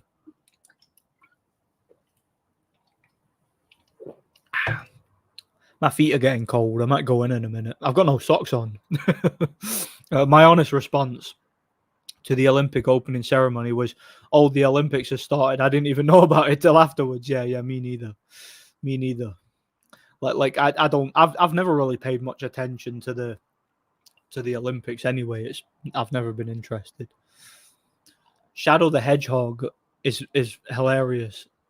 Want the OG Xbox version, and it's a trouble game. Just entered it. Yeah, that's a funny game. Shadow the Hedgehog, Edgy the Hedgy, as some people call it. Another edgy character, Shadow the Hedgehog. Yeah. How's it going, man? Yeah. I'm sorry. What am I saying? Yeah. Good for stopping by, man. God bless you. Have a good sleep. I take it you're working in the morning. I'm actually off tomorrow. I'm off tomorrow and the day after. I'm going swimming tomorrow. I see there's pros and cons to responding, but I reckon they'll try to find a way to get you eventually, because everyone eventually has a breaking point. Yeah. I'm glad I never turned into it, and definitely about hearing the opening ceremony on Twitter. Yeah, I'll probably never watch it. I don't ever want to see it. I don't want to fill my heart with that kind of blasphemous crap, Itchy. These normies that suck off Beevil for beating Canelo are going to make me a lot of money. Yeah. Yeah. The normies wouldn't even know Beevil's name if he never beat Canelo. That's literally what he's famous for at this point in time. He's famous for beating Canelo. Don't hurt Floyd. Yeah. Yeah. How's it going? That's Kenny Bayless's catchphrase. Don't hurt Floyd. How's it going, by the way, JD? God bless you. Power slapping is just a circus. Mate, it's the dumbest thing ever. Like, you deserve brain damage. No, in fact, you know what? If you do that, you've already got brain damage. There's not much of a brain left to damage if you're that dumb that you would do this. Shat myself then. There's a guy shouting. Tekken 5 was my childhood. Oh, yeah, the Tekken games were great. I remember the old PS1 ones. They were really fun. Yeah, how's it going, Edward? Hey, bro, it's morning here in Australia. God bless you, man. Eddie Hearn lives in Australia, hey? Love to go to Australia. I'd be scared of the big ass spiders though, and the heat would probably kill me, man. I love the cold. As you can tell, I'm in Glasgow right now. It's a rainy day, and I'm sitting out on my balcony at 9 o'clock at night in a vest and no socks. So yeah, that shows you how much I like the cold, doesn't it? Ghosts and all that stuff are just demons in this. Exactly. And these paranormal people prey on people's superstitions, They mostly look at that horoscope shit. Yeah. The stupid would you call it? What is your star sign and all that nonsense? Yeah, it's just annoying. Yeah, and tarot, that stuff's just unnecessary, Not necessarily they can just be beings like us living a normal life. I believe in the paranormal, but 95% of the time, it's what people perceive it to be. Most of the footage is fake. Yeah, because there's a lot of money in faking it. Like, do you ever watch? That show? What was it called? Ghost Adventures, where they go into like a building that was like abandoned or whatever, and they'd have like a camera and night vision, and they'd be, oh, what was that? What was that? It was a ghost, and like one of the guy behind the camera will make a noise, and they'll be like, Like, oh, did you hear that? It said, "I'm a ghost. Look, a ghost. What was that?" And then they scream and they run and they've got the open mouth. Oh, they do the open mouth faces. Oh, what was that? What was that? Like, and people watch it and think it's all legit, man. Like, it's crazy. Throw that jab. There you go. You don't like it to the body. Exactly. Be first. Be first. I was playing the Star Wars Bounty Hunter game where you play as Jango Fett and find out how he ends up being the candidate for the clone template. It's another good game. I've got that. Yeah, I've got that game on PS2. I've got it. So many normies are Beevil fans now just because of the Canelo fight that they are going to be broke after the Beterbiev fight. Yeah, we'll see what happens there. Whereabouts in Glasgow are you from, if you don't mind me asking? I'm originally from the West End of Glasgow, an area called Drumchapel. I don't live there anymore, though. I used to live there, and then I moved away to Nottingham, as most of my subscribers know. I lived there for years. I moved back to Glasgow at 16, and I've moved around. I've lived in I used to live in the East End, actually, like for a while, but now I live back in the West End in a different area. I've moved around a lot. The Bible warns against the use of witchcraft for a reason. Exactly. And if these people if they paid close attention to scripture, then they would know this. If these people are really believers, they need to get right with God. They need to stop looking for paranormal stuff and they need to start looking towards Jesus Christ, you know? Have you watched The Conjuring? The first film, it was pretty good from what I remember. Yeah, I've seen all of them. The first film, I actually, believe it or not, I really liked that film. I thought it was entertaining. I know a lot of it was like, well, the vast majority of it was greatly exaggerated. No doubt about that. Like, it was nowhere near as like comical and as like as dumb as it was in the movie, but I thought it was an entertaining horror film. It was an entertaining watch. Like, the cinematography was good, the action was good. The second movie, it's not as good in my opinion, but it's watchable. The characters are likable and whatnot. Again, it's like an exaggerated version of what really happened, and it's kind of dumb. But yeah, I enjoy it. It's an entertaining movie. The third movie was garbage, absolute garbage. That's one of the worst films I've ever seen. One of the dumbest films I've ever seen. Like, I pissed myself laughing watching that movie. It was a unintentional comedy. I actually watched it twice, even though I hated it. It was so bad that it was good. I watched it twice. Like, the scene where the evil woman, like the Satanist woman in the movie, she's like the main bad guy. She blows like mind control dust in Patrick Wilson's eyes. He's meant to be Ed Warren, right? And he picks up a sledgehammer and starts chasing Lorraine around and trying to smash her head in with a sledgehammer. And he's like, Lorraine, bang, bang. Like, I lost it. I lost it at that scene. I couldn't believe it. I'm like, that's so funny. It's the funniest thing I've ever seen. Oh, it's crazy, man. Yeah, good old drummy. Yeah. The Drum, as it's known as. That's where I'm from originally. Yeah. Great place. I love it. Have you watched Jaws? Oh, yeah, I love Jaws. That's a great movie. I really like that movie. I've got it on DVD. It's an entertaining movie. The Exorcist. I've never seen The Exorcist. Never seen it. Might watch it at some point, but at this point in time, I've never seen it. I saw the new Alien Romulus at the cinema recently, and I also thought it was a bit average. It seems I disagree with people online. A lot of people disagree with me. I'll probably never watch it. I hated that bloody Alien Covenant movie. I thought that was terrible. I didn't watch Prometheus either, so but yeah, Alien Covenant was terrible. I hated that movie. So yeah, I'll probably not watch that. Usyk versus Fury 2 is so exciting. I wonder what will happen every time I think about it. I was thinking about making a video about it this week and just talking about how Fury could approach the rematch. Like, what tactics could he use, and like what kind of training, like what could he do in his training camp? Like, could he gain weight? Can he lose weight? Can he work on his back foot boxing? Can he try to be more of an inside fighter? I'm trying to think in my mind, like, what can Fury do to give himself the best chance of winning the rematch? I mean, Usyk doesn't need to do a thing different. You know, if he can replicate what he did in the first fight, he'll win the rematch. But the ball's in Fury's court to make adjustments, I think. Like, what adjustments can he make to win? It's fascinating. It's fascinating to think about, and I definitely will have a video about it eventually. You know, I feel a lot of people are loving it because it's different to Prometheus and Covenant. Yeah, I didn't like Covenant. I never seen Prometheus, but I didn't like Covenant. I'm back. Had to eat dinner. Yeah, no problem, man. I think I made a lot of people hungry with my my eggs and my steak. You know, steak and eggs and steak. That's what you have for breakfast. Don't know if anybody will get that reference. I'm hoping for a Fury TKO win. Hey, it's possible. Look. Fury's always going to be big and he's always going to be powerful. So he's got a chance. As great as Usyk is, he's got a chance. Oh yeah. Jaws is a great movie. I enjoy it. I think it's a great movie. I think Cordina might actually beat Shakur. Nah, I don't think so.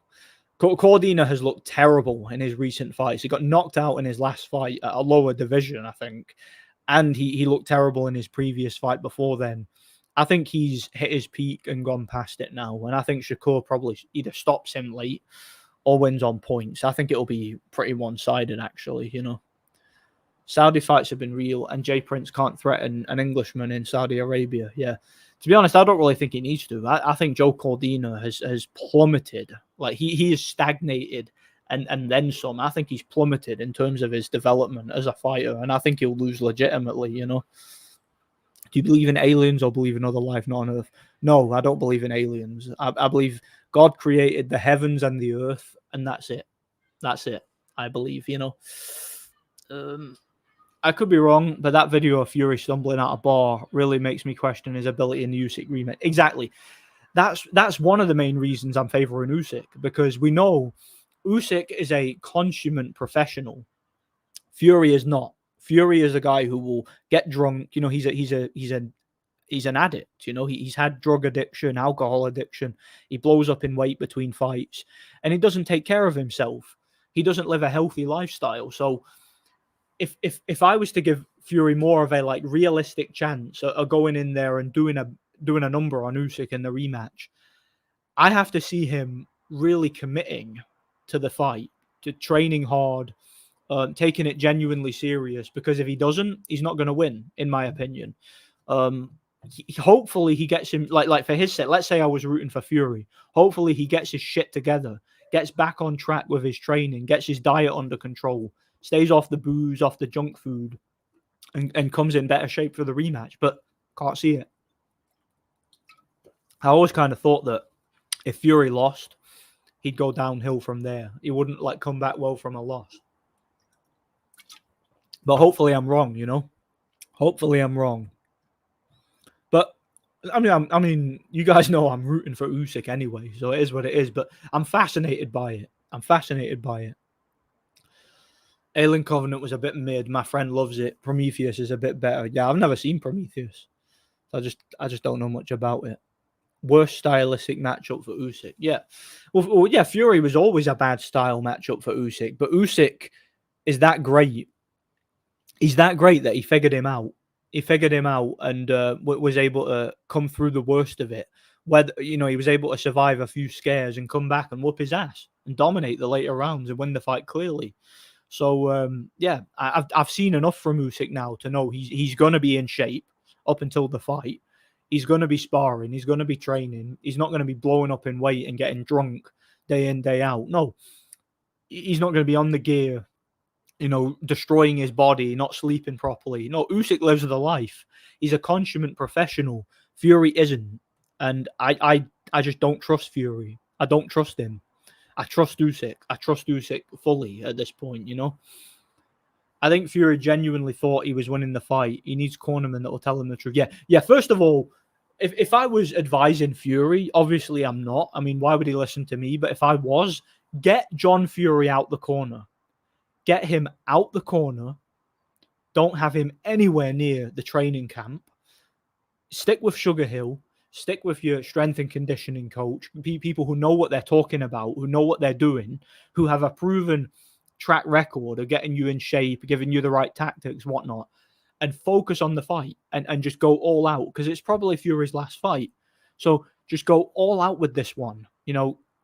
Try and build up your fitness, work on your tactics and sparring, watch the first fight time and time again, look at what worked, what didn't work, and try to be the best you can be in the rematch, you know. But will he do it? I doubt it very much, Every American election cycle shows how many genuine retards are. Yeah, of course it does. Of course it does. I still favour Usyk for the rematch. Usyk is not unbeatable, and Fury has a chance. Yeah. 1 second, guys. I'm gonna go inside because I need to get my charger. This is almost out of battery, so yeah, I'm gonna go inside. 1 second. Be with you in a second.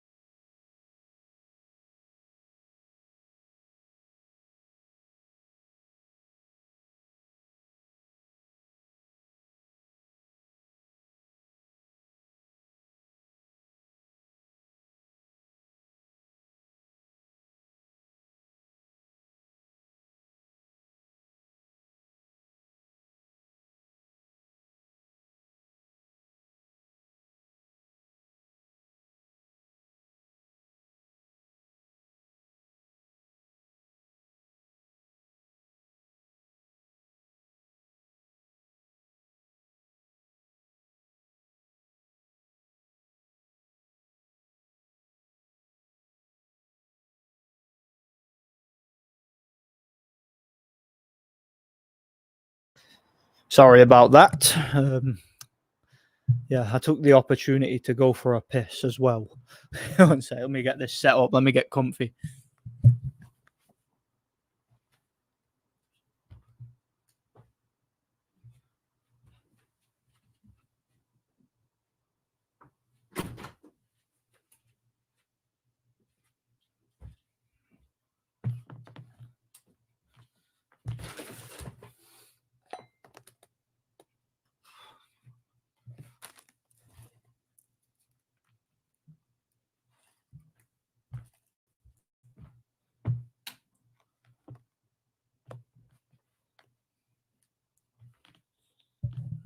And there we are. Doing this in the dark. All right, where was I? I missed a bunch of comments. Where was I?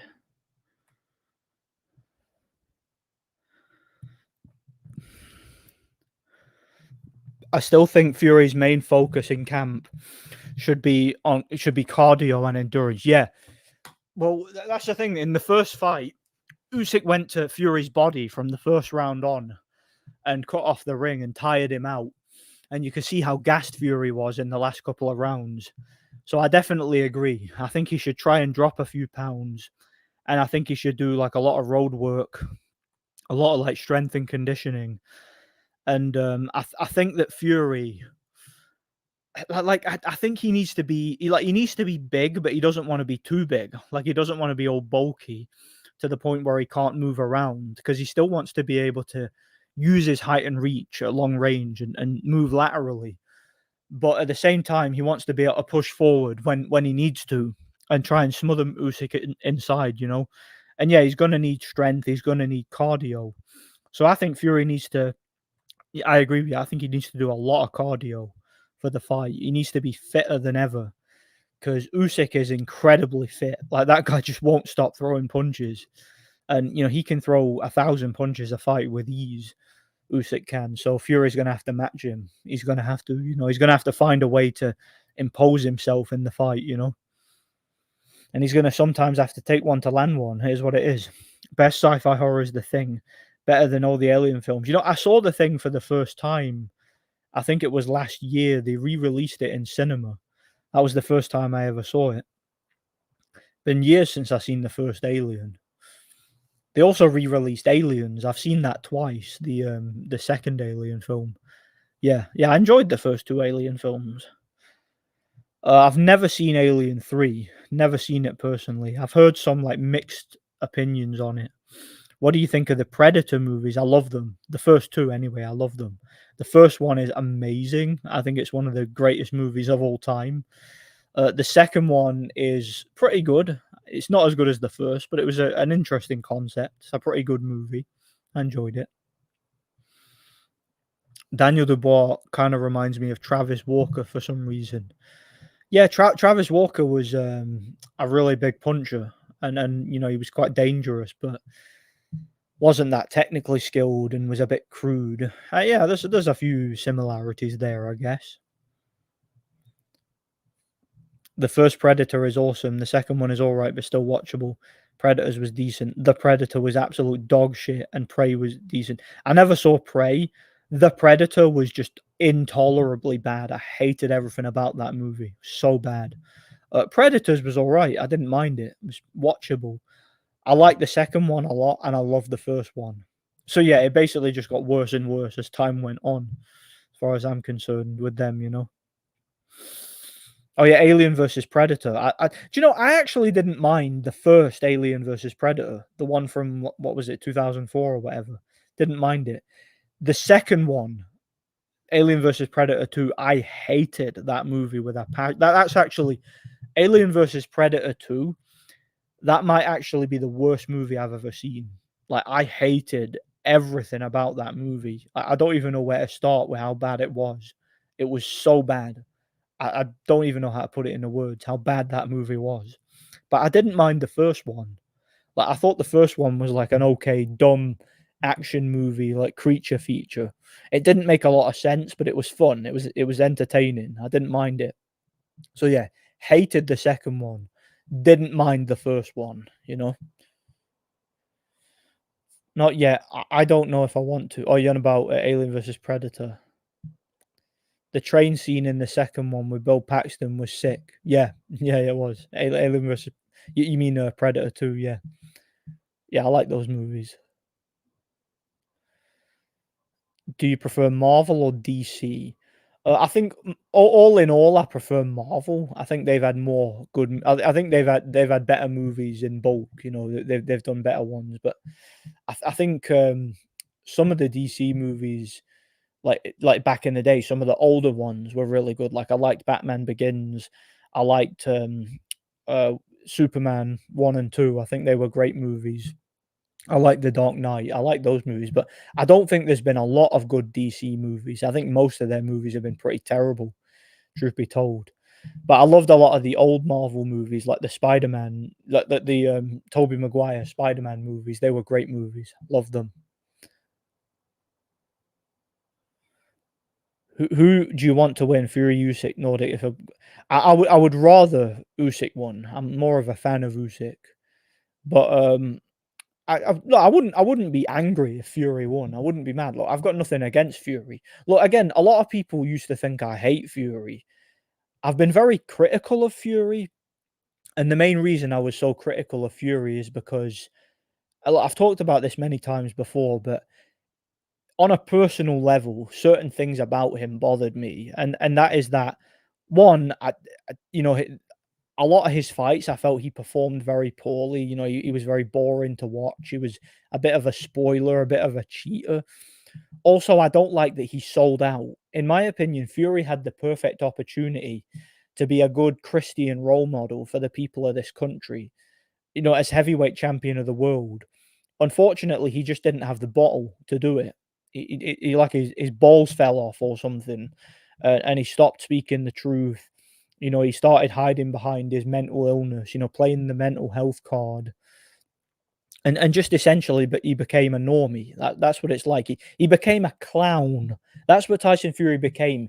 He became a sideshow, a clown to entertain the normies, rather than a genuine uh, Christian role model, which is what he could have been. So that was what always bothered me about Fury. And I think Usyk is that. Like Usyk seems like a genuine born again Christian to me. So between the two of them, I would definitely root for Usyk. And Usyk's just more of a man anyway. He's more of an alpha. He's an alpha male. He's a guy who seems to me like a genuine stoic individual. I'm going to order some food. What do you recommend from Papa John's? If I was you from Papa John's, I would get double pepperoni. Or here's a good idea: pepperoni and sausage. So get like half pepperoni and half sausage. We do that sometimes. It's beautiful. I would recommend that. I actually like mushroom on a pizza too. I'm one of them. But yeah, pepperoni and sausage. That's a good idea. Marvel has better live action movies, but DC has better animated series and movies. Yeah, for the most part. I liked some of the animated Batman movies, like Under the Red Hood. That was a great movie. But yeah, Marvel has had way better live action movies. I wonder why Danny Williams has the record he has. Well, he's just a journeyman now, isn't he? Like a brain damaged journeyman. God bless everyone. Jesus Christ is Lord. Yeah, shout out to Sven Otke, man. God bless you. Absolutely. Jesus Christ is Lord. Absolutely, my brother. I want to see a Predator film where someone like Channing Tatum talked to someone like Jennifer Aniston about some BS at a restaurant, and all the guys watching it are like, oh, another rom com.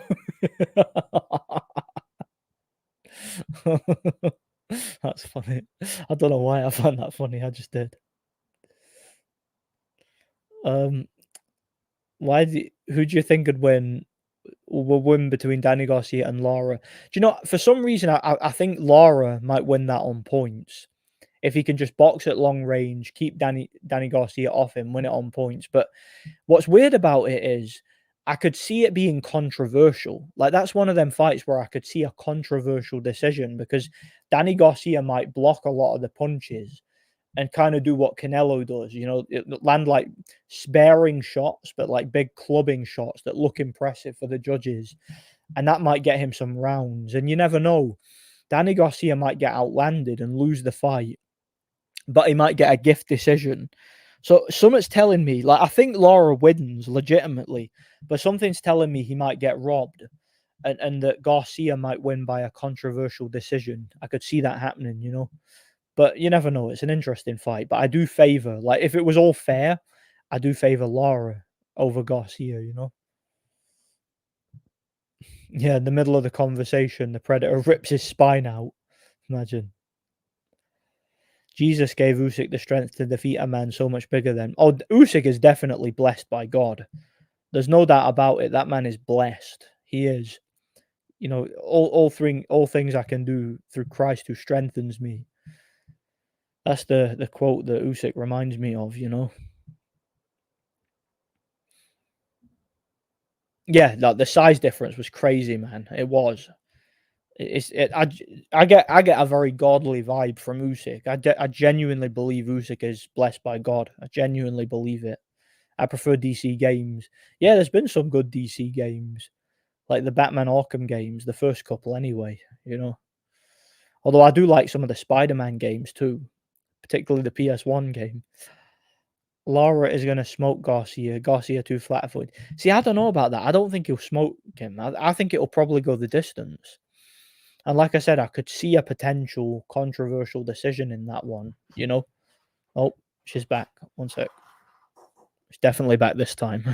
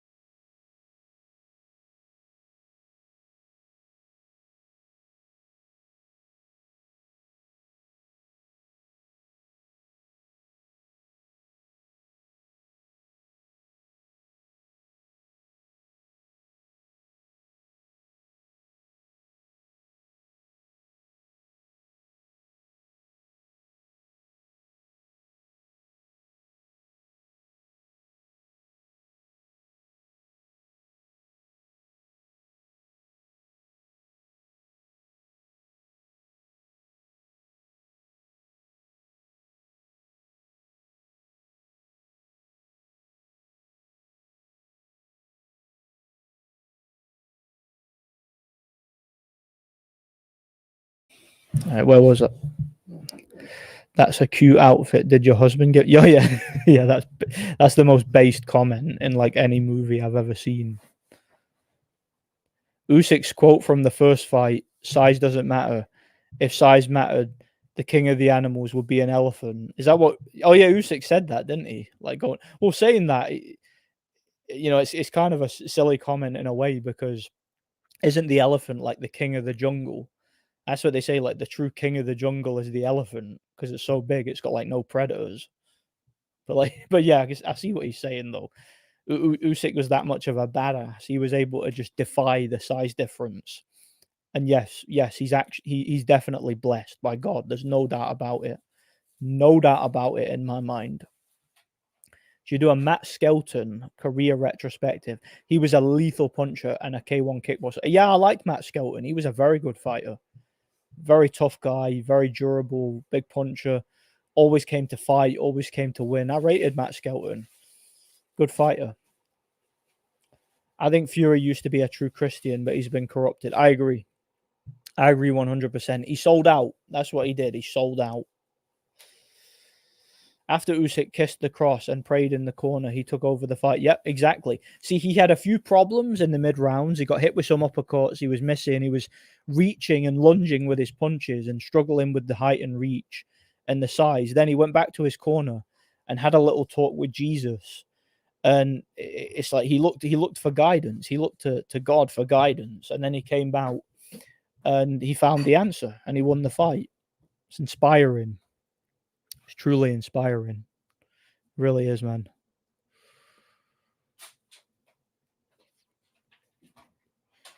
Do you think the rematch goes the distance, or will someone get finished?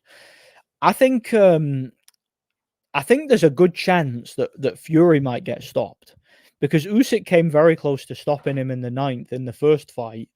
So if he gets him in the same position again, chances are he might not let him off the hook this time, and the referee might not be as lenient towards Fury as the referee was in the first fight.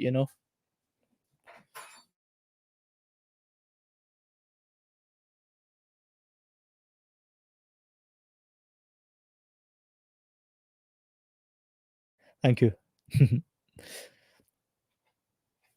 Where'd you get the snowballs?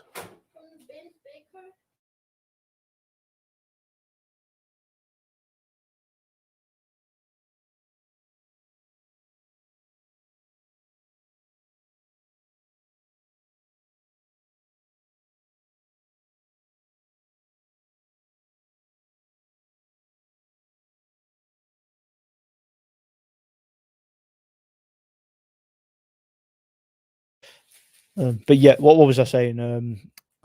Yeah, I think there's a very good chance that Usyk could get the stoppage in the rematch, especially if those clips of Fury stumbling out of a bar, getting drunk, if those are real, and if Fury hasn't been taking it seriously, is he going to have the stamina to get through the fight like he did the first time? Because he trained very, very hard the first time, but if he doesn't believe in himself, if he doesn't like really bet on himself, thanks. If he doesn't bet on himself for the rematch, then I could definitely see him getting stopped. Could definitely see him getting stopped. Can't really see Usyk getting stopped at this stage. I mean, it's possible, but if Fury wasn't able to do a number on him the first time, I don't think he will this time. Lovely. Usyk versus Povetkin will be interesting. Yeah, prime for prime. I would favor Usyk in that fight, but I think Povetkin would hurt him. I think he would have to survive a scare here and there. I think it would be quite similar to the what do you call it? The Briadis fight. Where Usyk was always in control, winning, but every now and then he's getting hit with a big uppercut, a big hook, and he's getting stunned. I think it will be like that. Guy, I'm a man with a plan. I love my job.